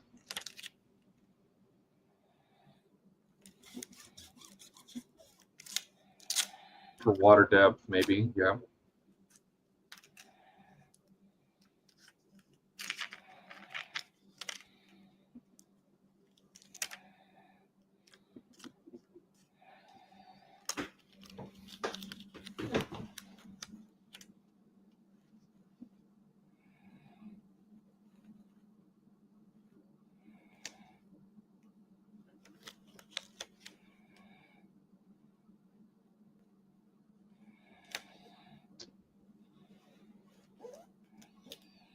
Let's see. Batman says, if it existed, any large ship from the 40K setting would be amazing. Imperium ships, literally flying churches the size of continents. Oh my god. Devin says, I'm having a hell of a time getting the colors right on the Katinga. Olive green, blue green, mauve brown, all the worst colors to mimic. Oh, I can imagine.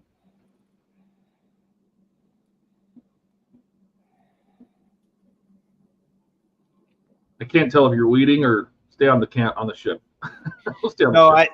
One little piece stayed on the... Oh, all right.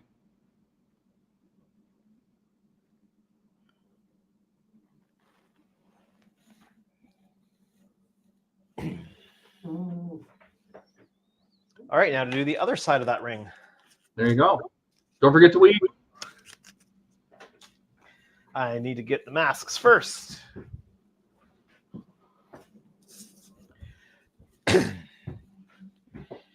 And one moment, I'll be right back. Just got to take a quick bio break. Now I'll go back to the ship. As he steps away.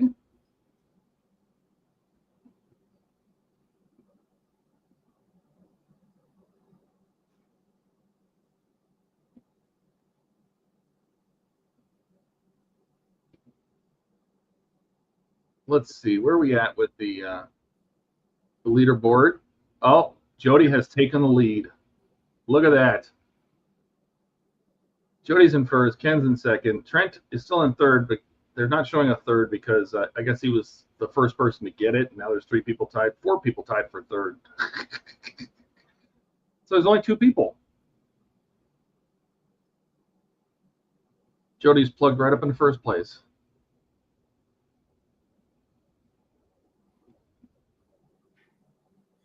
Cosmic says, how many total hours would you say you have into this beast? Well, we'll have it. We'll have him answer that when he gets back. He just had to run to the restroom.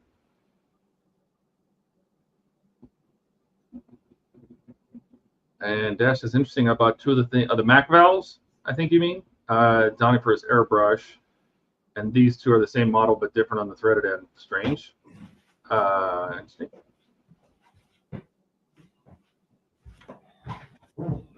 We have a question for you while you're away. Yeah.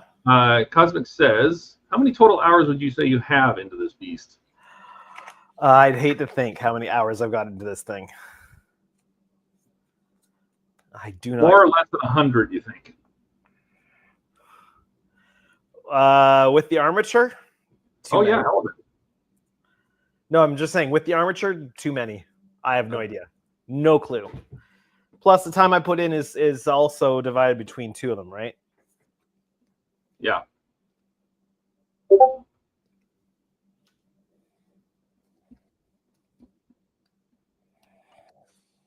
I am weeding.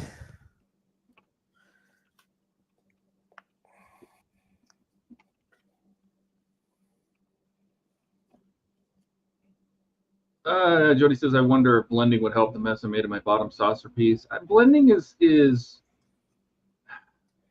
just to kind of bring all the color tones to a common level. Like I used it on the Falcon to knock down the bright colors of, I thought the bright, like the red panels and stuff were a little too bright or a little too deep, like they were too rich blue.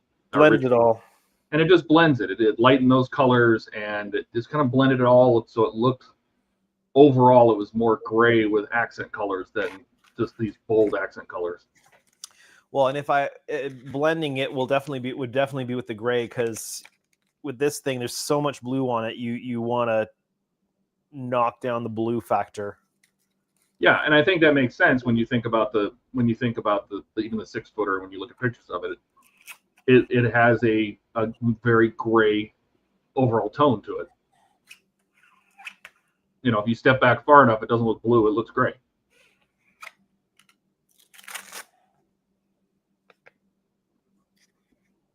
Oh, I missed weeding a piece, but it came off the bat with the backing. So. Oh, all right. Back to the ship.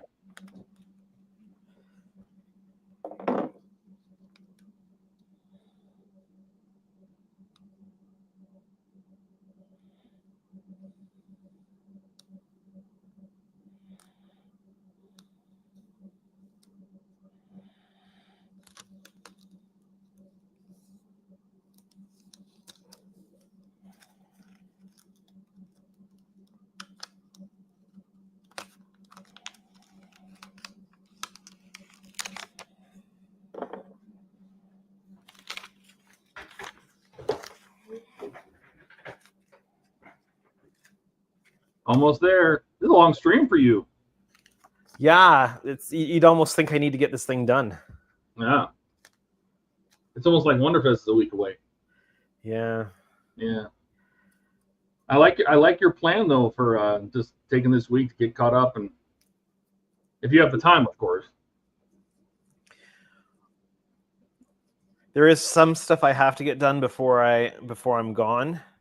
Yeah. At work, I've got some videos I need to film and some media to produce and things like that. But if I can do that on Tuesday, I might take the Wednesday. I'm already off the Thursday to prepare.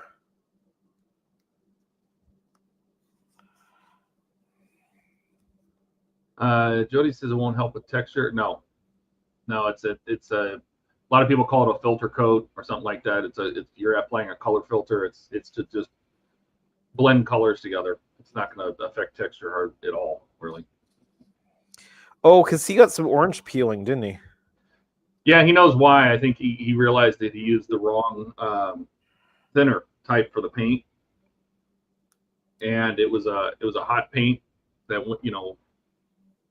just reacted with the layer underneath. It does happen, sadly.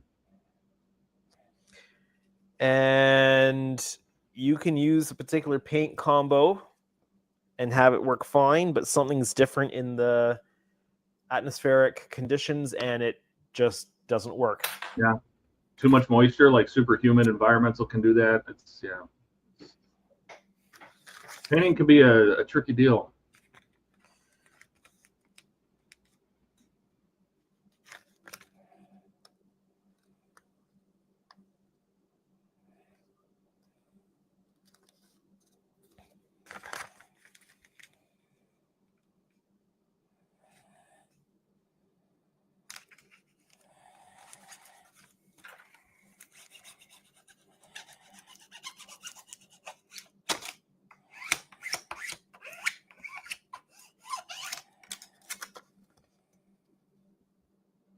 That probably sounds strange on live stream. Ah, I think you've been somebody going for a long the other time. night that it sounded like a DJ scratching records.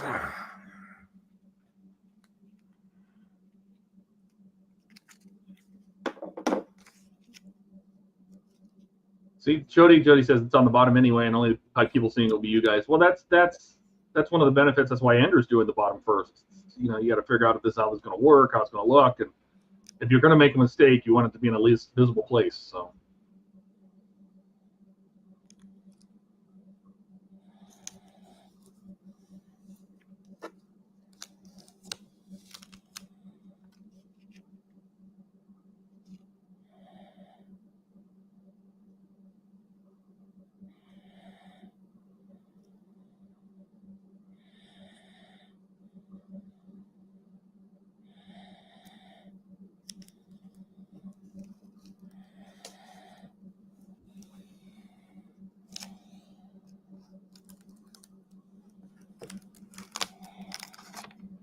That is true, Ricardo. What's that? Hey, he says we've heard weirder sounds from Ian. You're not wrong. This isn't that kind of stream. Yeah, Jody says one of the paints I added was enamel. See, enamels, the thing with enamels is the solvent that's with them. I stay away from the enamels. I do too. They can be super hot, and so they'll react. They can react to whatever's beneath them if it's not prepared correctly. I mean, you can use them on plastics and stuff, but usually you have to prepare it just right. Enamels, I avoid them. That's why I'm an acrylic boy. I mean, they're super durable. Sure. Yep. The paint job will last a lifetime, but there's other issues with them. Yeah. Well, an acrylic, doesn't. It's hard to say, but acrylic kind of makes a film on a surface, and enamels will chemically bond to the surface. Like they're incredibly hard to remove. But they're also, the solvents are bad for you, and they're very hot. So depending on what you're putting them on, it can really interact. You have to use test pieces. And it's a whole thing. They're very durable, though. You're right. Oh, nobody reminded me. Oh God, you should be weeding. I'm sitting here reading. I'm reading comments and.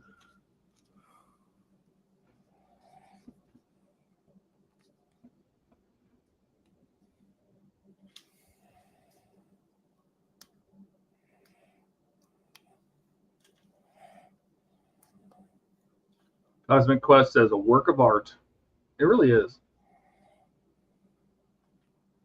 It's impressive. Can't wait to see it with my own eyes. Exciting.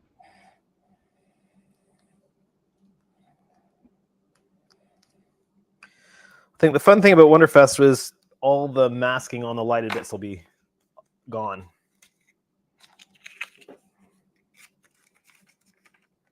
So be able to actually see it lit.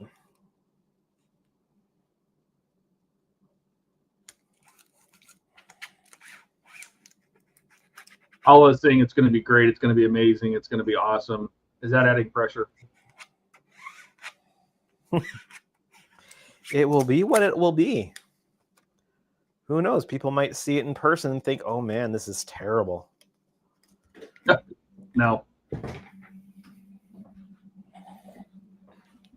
This guy's a YouTube fraud. He can't build models.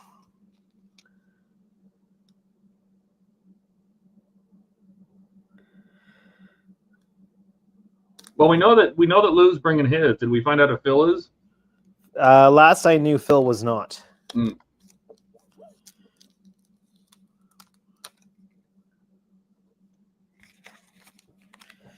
So I was talking with Andy today. So Andy's going to he's going to help get the sound effects and everything going for it, because I haven't had a chance to look at that. Yeah. So we're gonna get all that sorted Friday when we arrive. So that'll be cool. And he's gonna get the iPad interface set up for it and everything.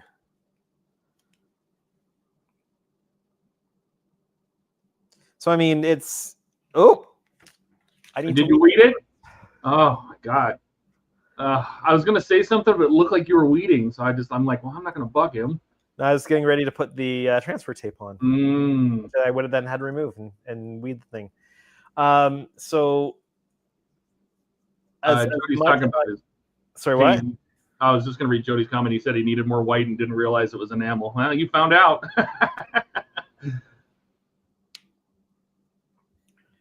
What were you gonna say? So as much as it'll be beneficial for Andy having the model at his booth so it can draw some attention Uh-huh. and therefore draw some attention to his product by demoing his product, I'm getting a huge amount of help in just getting the final setups for all that stuff going, because he knows his stuff inside, outside, upside down, right? Yeah. So I'm going to benefit from him having his hands on work with it. So, well, and it's beneficial to both of you. You're going to have something that says Canadian Starships, right? Yeah. So they know that's yours, right? Dash says it should have an electric fence around it to keep it safe so no one plays with it. I agree. It'll be behind the table. Ricardo says, I don't think anybody with the right mind would say that. It looks absolutely fantastic. I agree.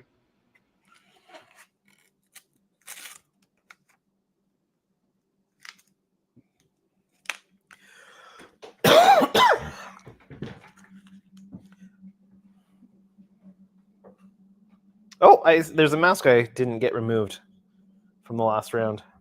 Oh.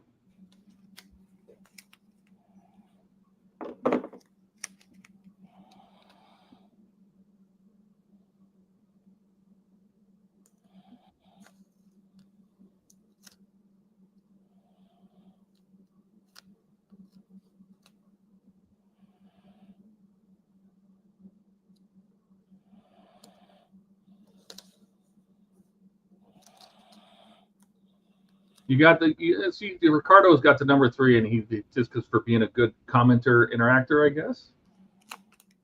Cool. Being a good YouTube viewer. Like I said, I have no idea about that thing. It just started up. Yeah, that's a brand new. That's a YouTube thing.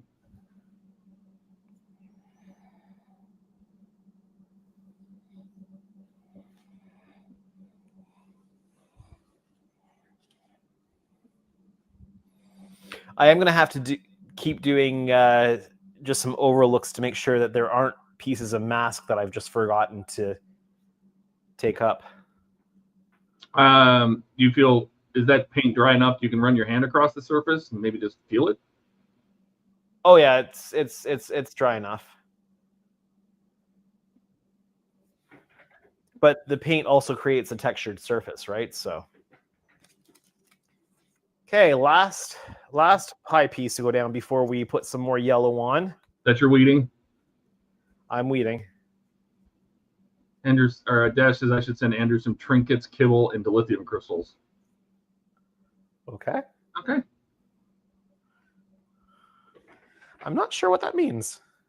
Does he mean tribbles? He may be using his voice to chat. He meant tribbles.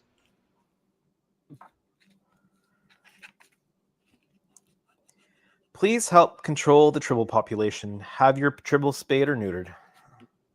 Were there boy and girl tribbles? Who knows? Yeah. I mean, they were. You didn't do it, did you? We just said, "Are you doing it?" You said, "Yeah, I got it." Well, I started. Then I got distracted by kibble and tribble. Kibble tribbles? The trouble with kibbles?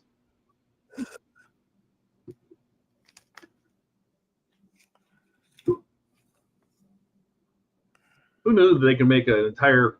Okay, there's Ken. Weed it, Andrew! Who knows they can make an entire episode with basically huge dust bunnies? You know, just little balls of fur. We're going to have a whole thing. We're going to make a whole show out of this. And that it becomes one of the most popular things. Yep.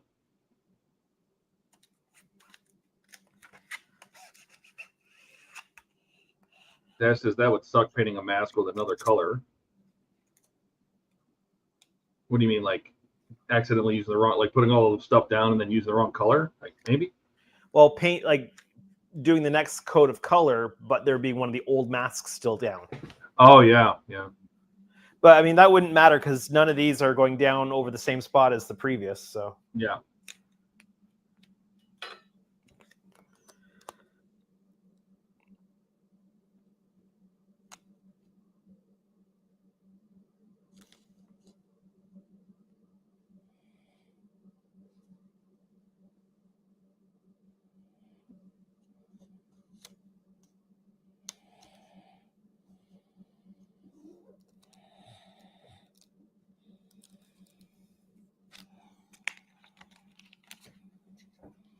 That's good.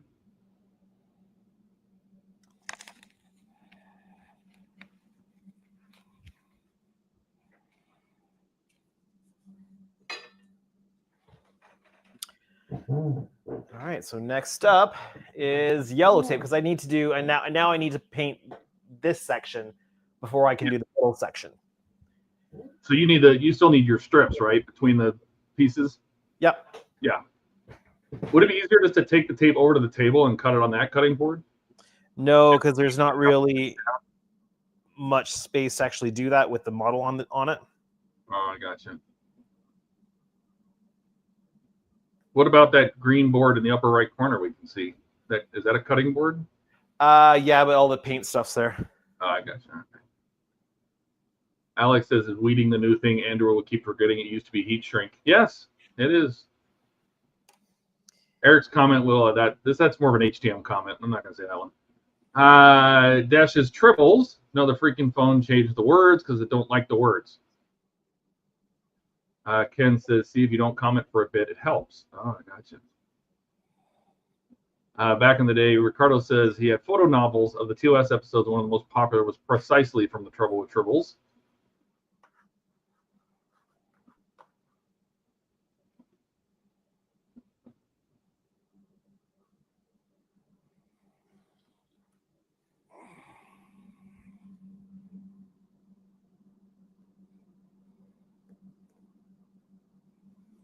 Sorry, was that a comment or a question?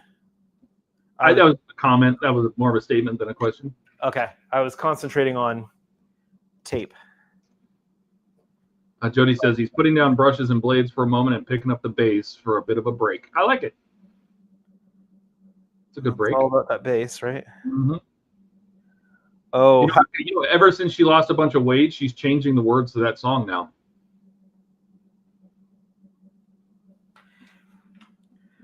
I need to stay clear of our subwoofers at work. Well, they're a tripping hazard for you. Yes. So. That's why I had a swollen, bruised ankle at WonderFest last year, and I had to do all that standing at the booth. That was not fun.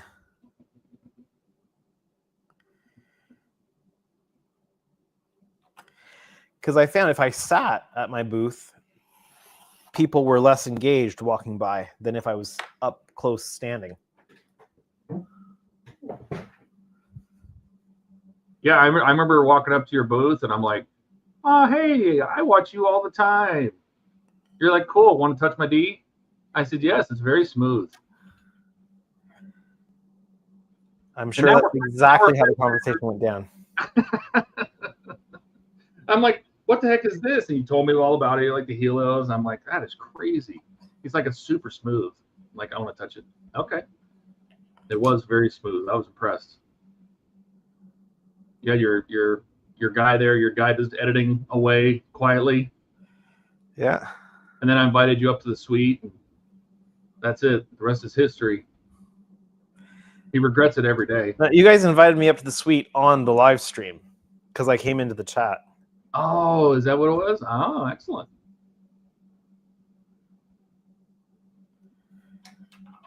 And Ken says, sound like you need to take the rest of the week off from work, Andrew. See? The chat is no help. I should be on this camera, though, huh? There we go. Blair's suggestion was I just quit work and build models. Well, if Blair commissions you a lifetime worth of work, I guess you could. But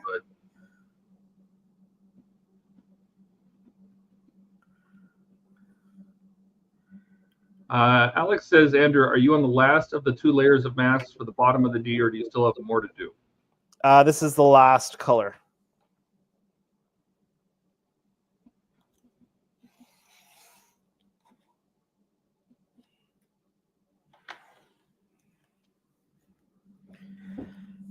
Although I do reserve the right later on to go through and add a 5th color here and there if I want to. Because I do think that there are just a few spots where there was a little bit extra added on this. Yeah.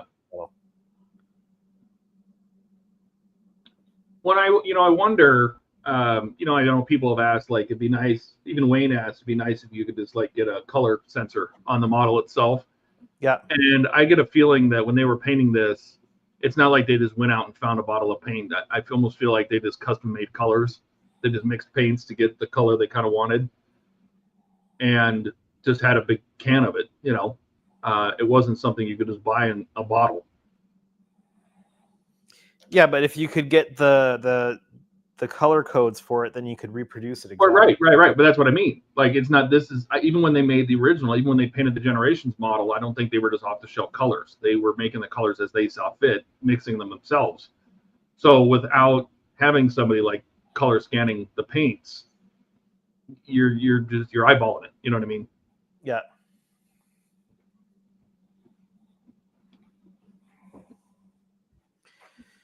Ken says, just move your family into Blair's home and work from there.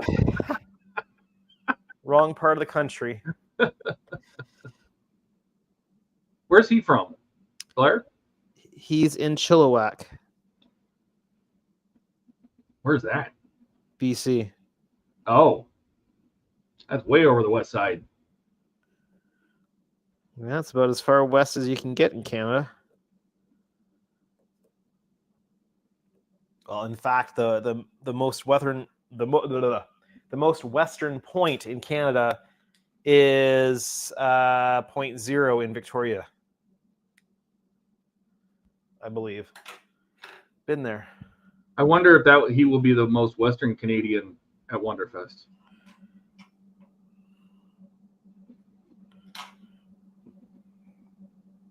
Because I know they have like I think they do it during one of the dinners or one of the things where they talk about who traveled the farthest.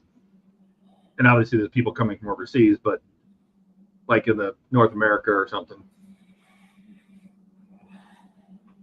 Ken says Jordan has family there. There you go. Dash says, how many quarts of paint will it take to paint a 6-foot model? Who knows? I don't think Vallejo makes a bottle big enough. But yeah, I mean, like you were saying, if you can get a color scanned, you could have custom paints made.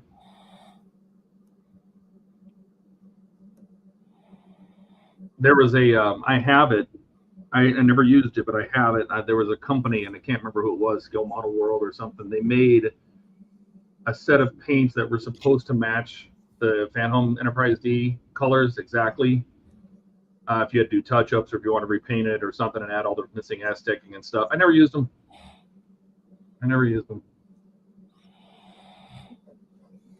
Dash asks, what does Blair do? Does he work in the movie industry? I'm not entirely sure. You'd have to ask him. Yeah.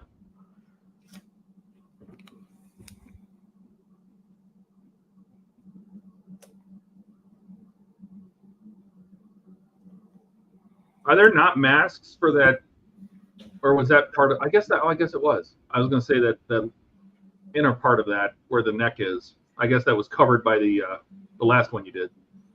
It had the upper section too. I'm not sure what you're talking about.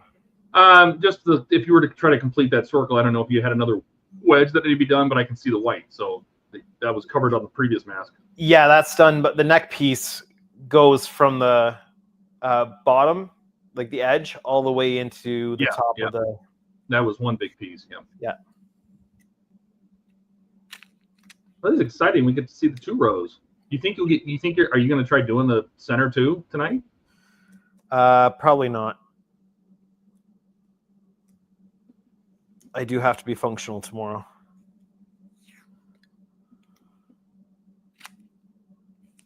Jacob, I think that's a no. He's asking if Blair is the founder of Helios or the guy that does the LED setup for the D. No, I think he's just one of your clients, right? He's one of the clients for the Ds here.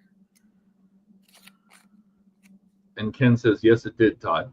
Yeah, oh yeah. I'm remembering now because that mask was much taller, but I didn't know if that was just meant to make it easier to put on and align it around the neck. But that makes sense that was included in the last one. So it would wrap up. You could do all around the neck in two pieces.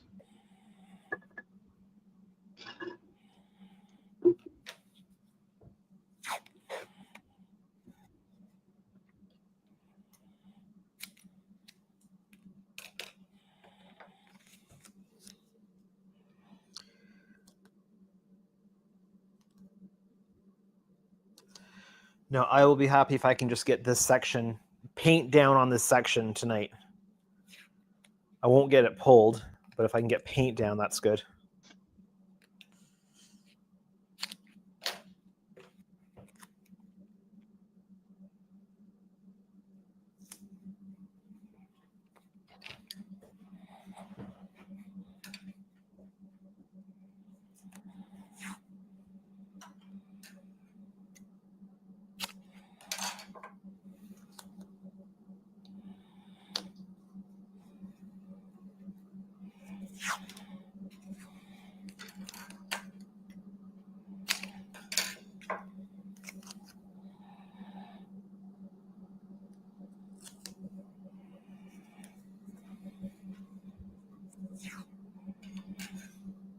We still got people watching?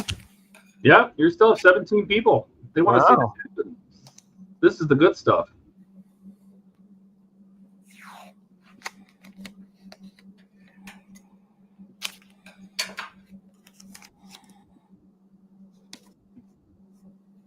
Dash says, isn't the other D going across the pond to like Italy?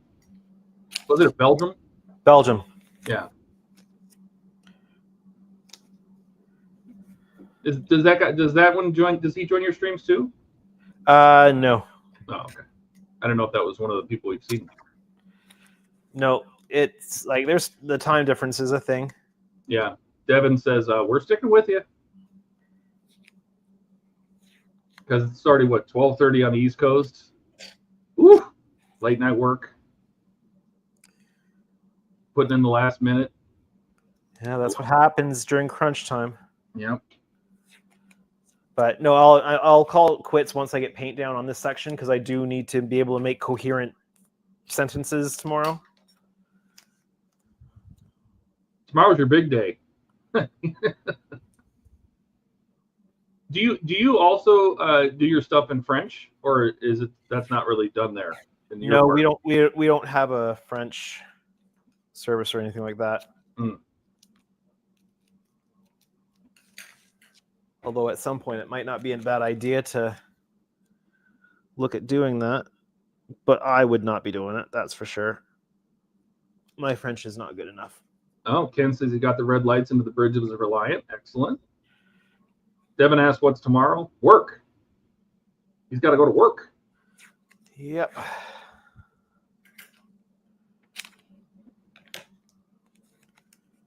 Do you start pretty early? I open up, so I'm opening up at about 8:30. Oh, yeah. Well, that's a good stopping point. Get this paint on. Open up at 8:30. Stop for a Starbucks on the way. What is your Starbucks poison? What do you like from Starbucks? Usually get a grande bold, no room. Did you say gold or bold? Bold, like dark roast. Oh, okay. Just dark roast coffee. What is no room? Does that mean fill it to the brim? Yeah, no room for milk or cream or anything. Ah, I gotcha. All right. It's all this top secret Starbucks slang. I don't know. Well, since COVID, they'd been just like putting whatever you want in it behind the counter, but they've just recently started putting the cream and sugar and stuff back out on the counters. I gotcha. fact, at work in our foyer, we've got so there was a Starbucks in the chapters just down the street and across, and they were building a new. Well, they were closing the chapters and opening Indigo because it's all the same company, bookstore. If you're unaware with chapters, so they were building a new one in the mall, which meant the Starbucks was going with it, and they had opened up a brand new Starbucks just across the street, which is the one I normally go to. But because they were closing down the Starbucks in chapters, they weren't reusing any of the furniture or anything like that. And we've got a guy who seems to know everybody and has connections with everybody.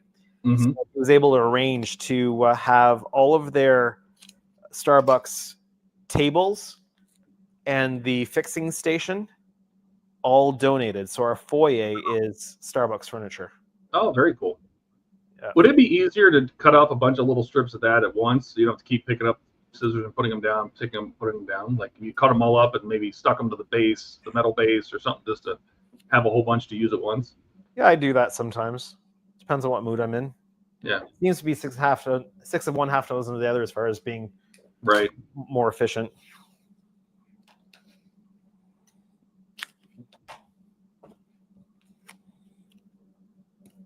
Dash made a comment about, do you ever dream about this D? I do. I'm to the point in the process now where I see the Aztecs in my dreams. Oh, God. When I close my eyes. Oh, boy. Although that happens more on the when I'm doing an E. Well, this one is. I can't imagine if you had to tape all these pieces. Like you had to do each one of these things individually. That'd be something. Like well, you know, when I do a 650 Enterprise E, I'll be doing it all by hand. There you go. Okay. It's a big letter C. Yeah, not quite the Star Wars character this time around. Yeah.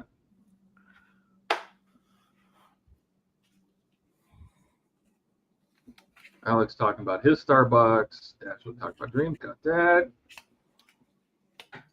The gloves are going on. The paint is coming out. Yep. You're almost there, man. You're almost there. Stream's almost going to be twice as long as normal. I guess that makes up for the fact that there's no stream in the shop next week.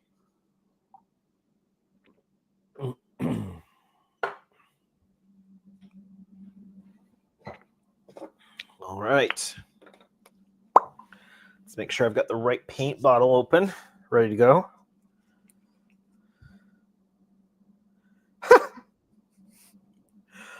Okay, I'm getting tired. This is how I just tried to attach the hose. Wrong end. Goes this way. Yeah. I'm like, what happened to my airbrush?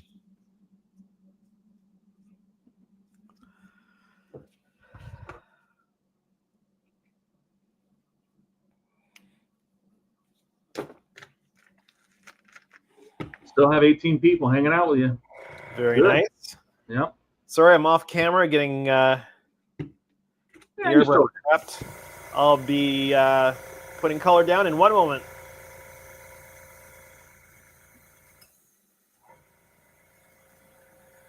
That's true. You do have a C on your Enterprise D.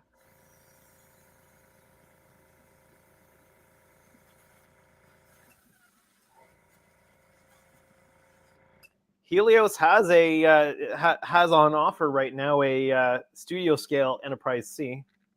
Oh, nice. Devin says his screen shows 22. Yeah, I'm curious because, what StreamYards is showing, I don't think it updates immediately. It might be once a minute or because I'm watching the YouTube stream as well and it was off by 2. I don't know how often it updates.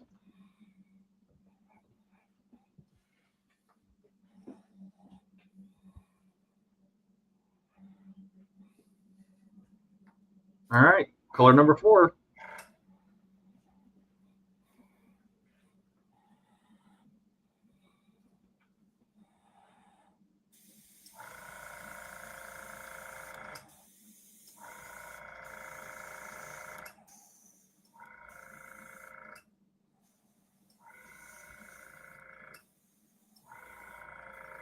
Cosmic Quest is taking off for the night. Good night, sir.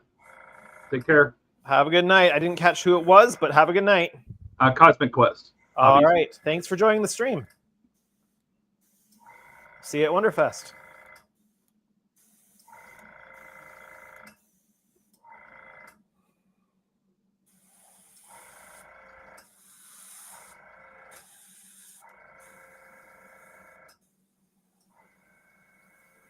You know, looking at the rest of the model now, the white, as it's dried, has become a lot more subtle. That's good. Yeah.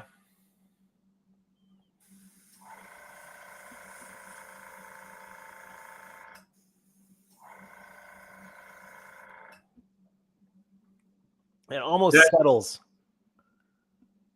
Dash says, I'm going to commission Andrew to do an E with the negative masking, so where the blue tape is the actual Aztec in the end.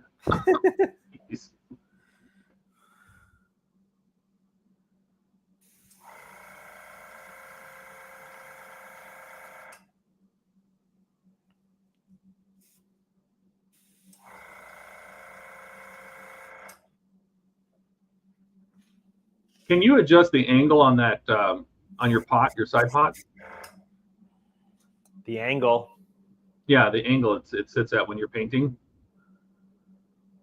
Or is it adjustable, or no, it just sits in one position? Which camera are you talking about? The pot on the side of your airbrush. The paint pot. Oh, yes, I can adjust it. So it's vertical when you hold it at the angle you need. I would the last thing want you to do is spill paint. So oh, I don't have anywhere near enough paint in there to spill it. And I keep my finger underneath. Gotcha. Just because I don't ever want to risk it falling off. Right.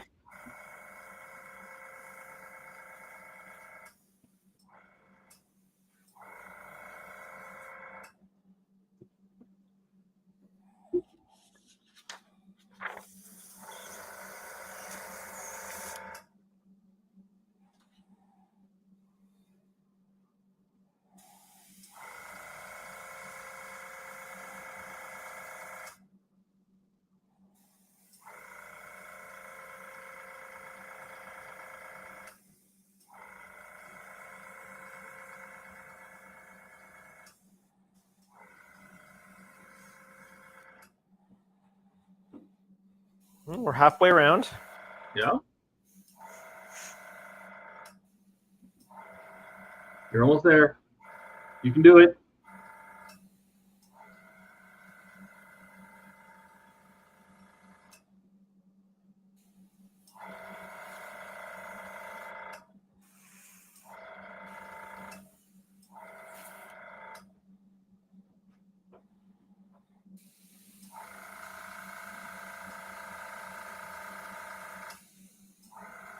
You plan on pulling these masks off tonight?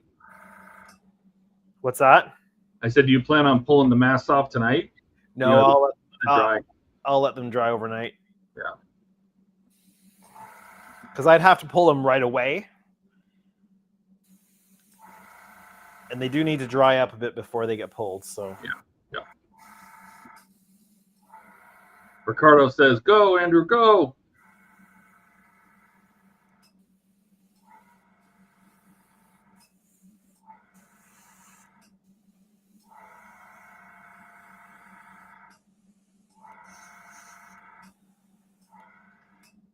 That's it. I got to the end of the Aztecs before I got to the end of the paint in the cup. There you go. Oh, perfect. I always put too much paint on the damn brush. I do it all the time. I only put small amounts in. I know. I try to be good about it, and then I always end up dumping paint out. I'm like, ugh. I can't afford to run out of any of these paints. No. It's a pain to get more. Well, you said it's what, a 2-hour round trip to go get more? No, 2 hour one way. Oh God, it's even worse. Oh, it's even worse. Dash says, you think I'm joking, but I'm going to ask Andrew later about doing one if he has time between all the other ones. Oh, you're going to have a back order. You're going to have a backlog. I already have a backlog. A longer backlog. I don't see any spots you missed. Yeah, I was just going over a few spots that were a little lighter. All right. Alex says it's almost 10 for him, and he's getting ready to go get some food, so he's taking off. Good night, Alex. Have a good night. Ken says, that's cool, Howard. I've always wanted an Andrew build. It's kind of fun watching it come to life, too. It's great. Oh, Dash wants the registry to be NCC-6709.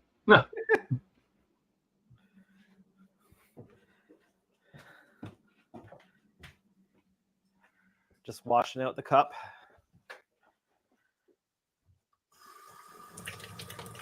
Well, you got a lot done, man. I guess I should say flushing out the cup.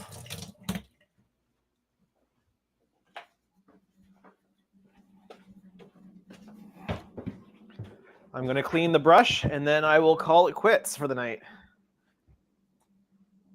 Well, you got a lot done. Covered a lot of ground tonight. So. Well, and so it's not the majority. Well, it might actually be almost as much surface now done as the back end. It's hard to tell, but the back end of it goes a lot faster than the front end of it does. Oh, I think that's way. I think you have way more surface area completed now than. I mean, you basically just have the center of the saucer and then the bottom of the hull and the nacelles. I mean,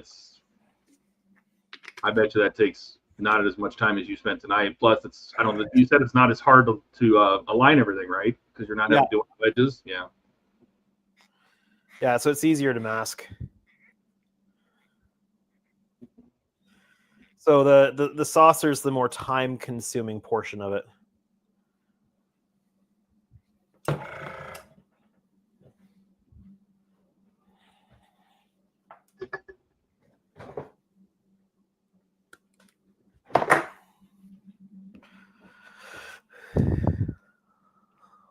Wash out the airbrush, and then I'll pull it apart and clean it out.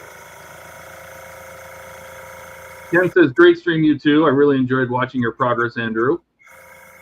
And a big thanks to Wayne for joining us for over an hour. That was Hopefully good. He's asleep by now.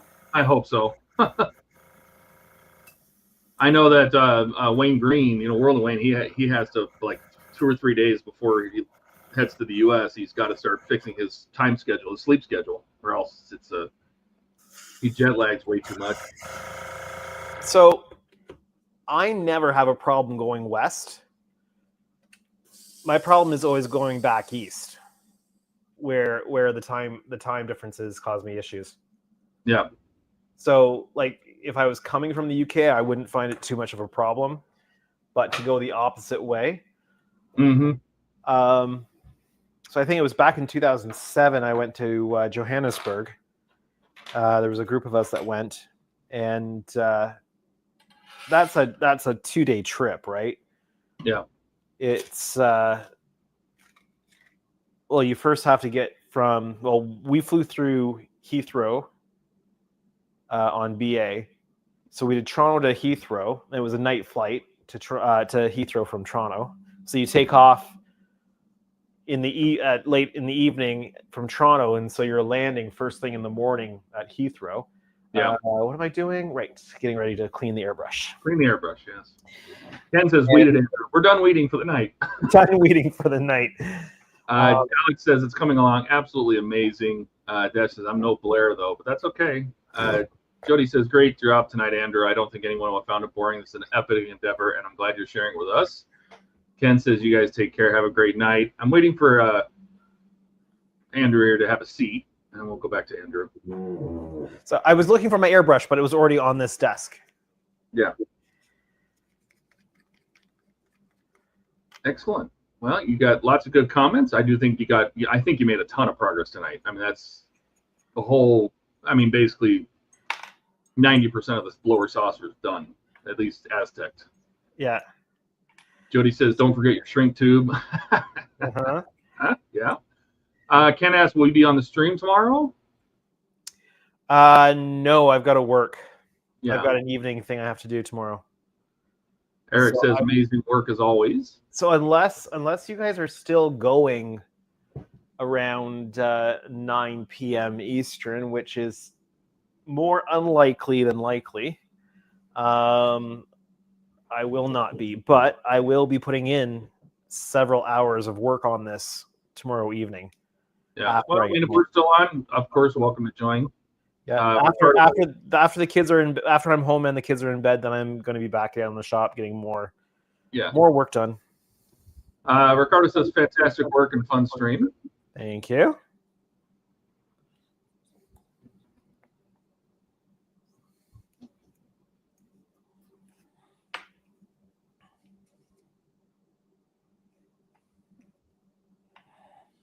Well, see, depending on how long you take to clean that airbrush, you might have time to pull the mask off.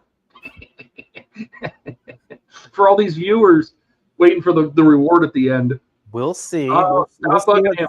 Stop bugging Alec. We'll see what state it's in when we get there. Yeah. Jody says, good night, guys.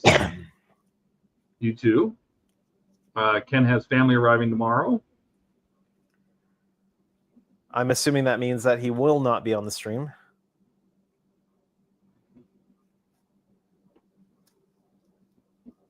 I think I'm going to be finishing the No Time to Die DB5. The guy I plan on giving it to is coming over, and so Peter. So he asked, how's progress going? I'm like, well, I only have one pack left. So if he shows up, then we'll work on that. Otherwise, I continue on the Apache. Is that somebody we've heard? Peter's been on the stream before. He's a local friend of mine. He's one of the people that always goes to Hawaii with my group. So okay. He's helped build it before, but not as often as I thought he would.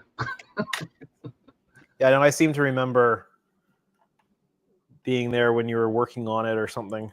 Yeah. Ken says that would be correct. So Ken won't be there tomorrow. Yeah, because the HTM stream is at 4 Eastern tomorrow. Alex says, remind me, is the DB5 or DB... the DB5 has the miniguns and the headlamps, yes. From No Time to Die. The retractable ones. That's what we'll be doing tomorrow, if he comes. Yes. The DB9 had him pop out of the hood. And dashed, you just got dashed. Again? Again. It's crazy. It looks amazing. Don't fall over going to bed. Yes, do not twist your ankle or hurt yourself getting to your bedroom. Okay. I'm going to try very hard to be in one piece at WonderFest this year. Yeah. There's no subwoofers between here and your room, right? No. Okay, good. You might be all right.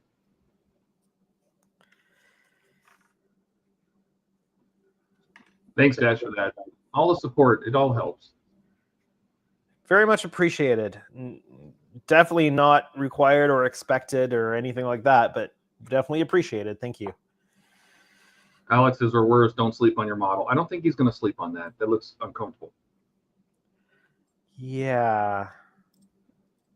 That would be strange. That's not the kind of pillow I think of when I'm ready for bed.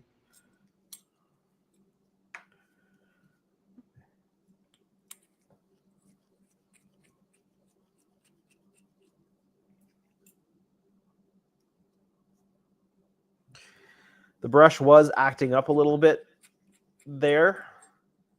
So could that have been unthoroughly mixed paint?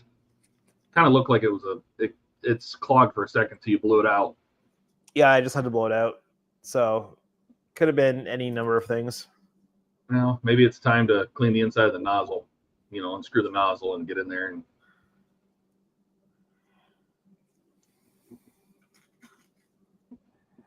do you have those little they look like pipe cleaner, the little pipe cleaner set, and get in there and get it?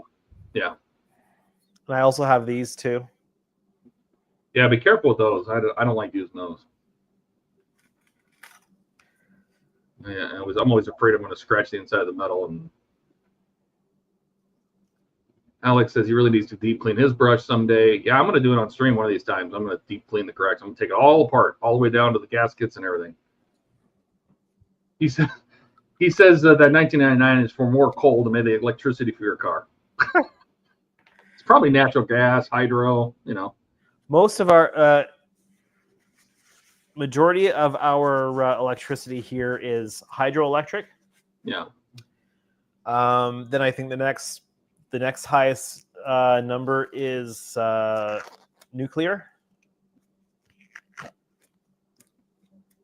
And then I think after that it's mostly renewables. There is a little bit of natural gas, but not much. Yeah. No coal. We don't do coal in Canada. Ricardo says maybe the airbrush is also tired and sleepy. Could be. Yeah. You know, I think about when you do your videos and you have your little your captain's jacket on. You're like, hey, this is Andrew, Canadian Starships. And you have so much energy and everything, and you see you now, you're just like, I'm ready for bed. Either my name is Andrew, and this is Canadian Starships. There you go. Building the 650 scale Enterprise D. Yeah, no, see, that seemed forced. It's called YouTube voice. That's right.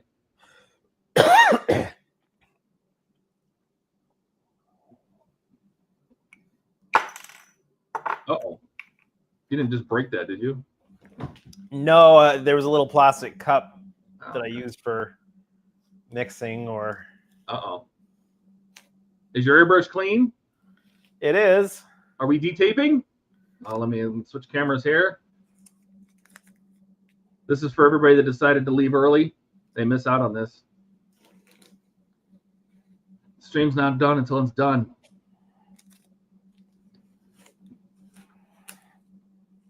What's that? Oh, some phaser strip masking coming up. That spooked me. Why would you think it was? I don't know. I thought it was like it pulled up some of your paint all the way down to the base coat.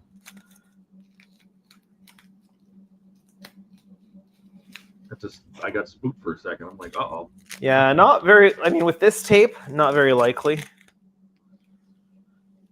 And you know, all the proper layers are there, so it's been well cleaned. It's had a adhesion promoter.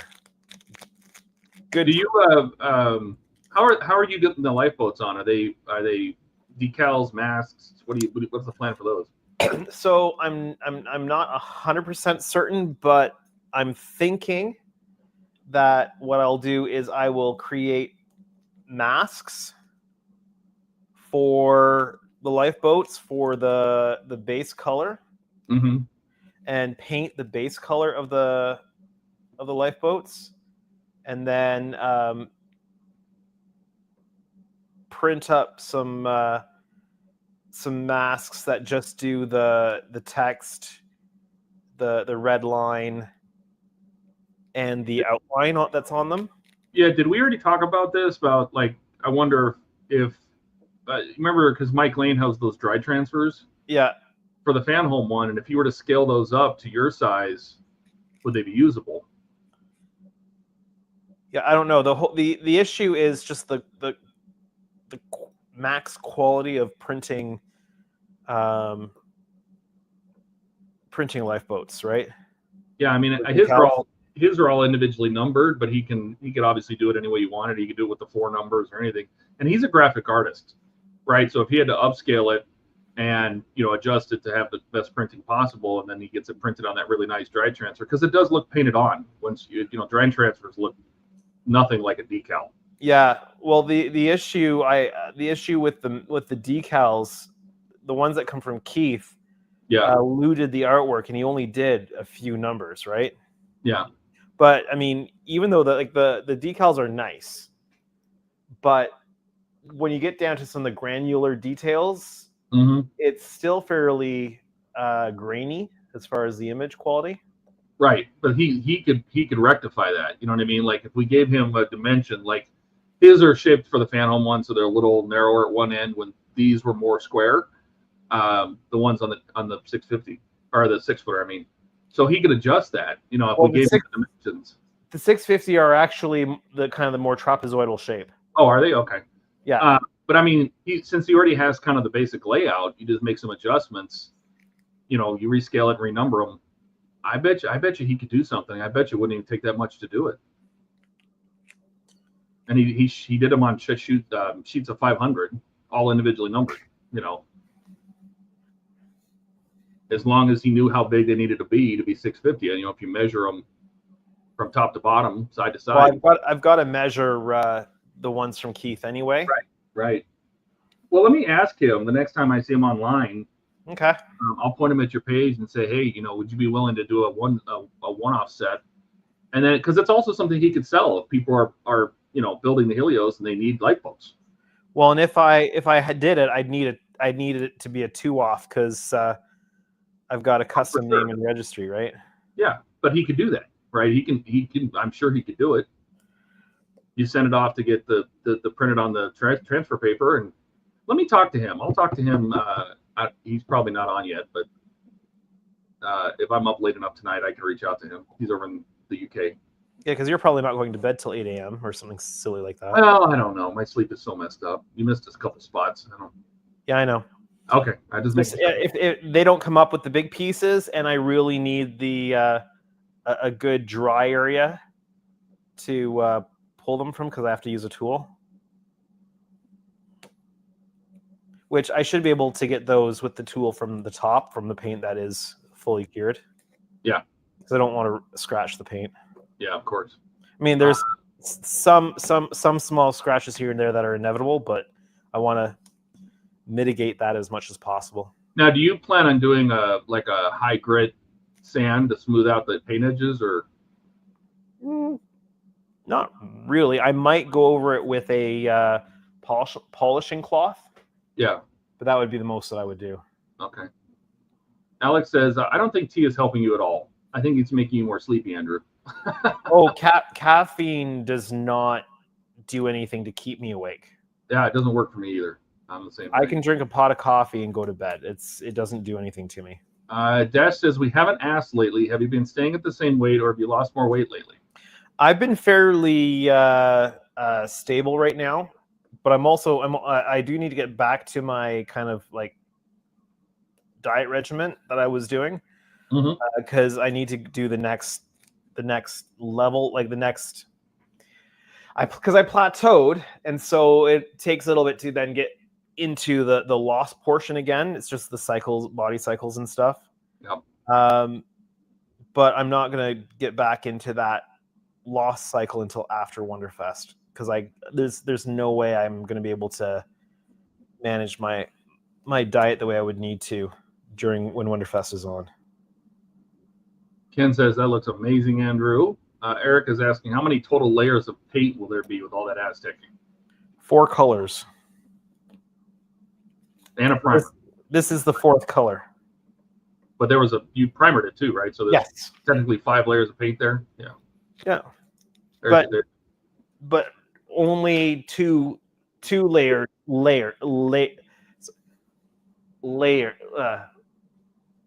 It's late. Layers that fully cover the whole thing, right? Yeah. One's chisel blade. Well, thank you for staying around long enough to watch the mask come off, because it looks fantastic. We'll cache these 2 over here. So I can come at these from the top because the top's nice and cured.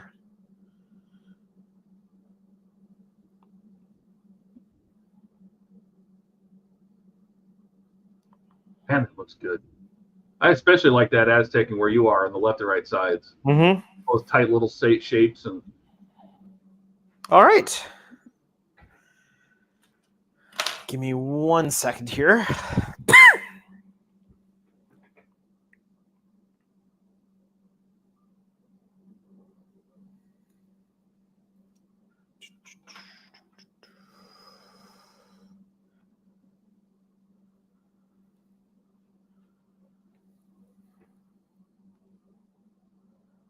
Oh, close-up mode.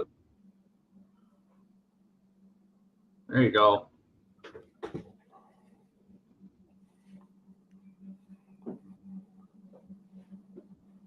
Wow.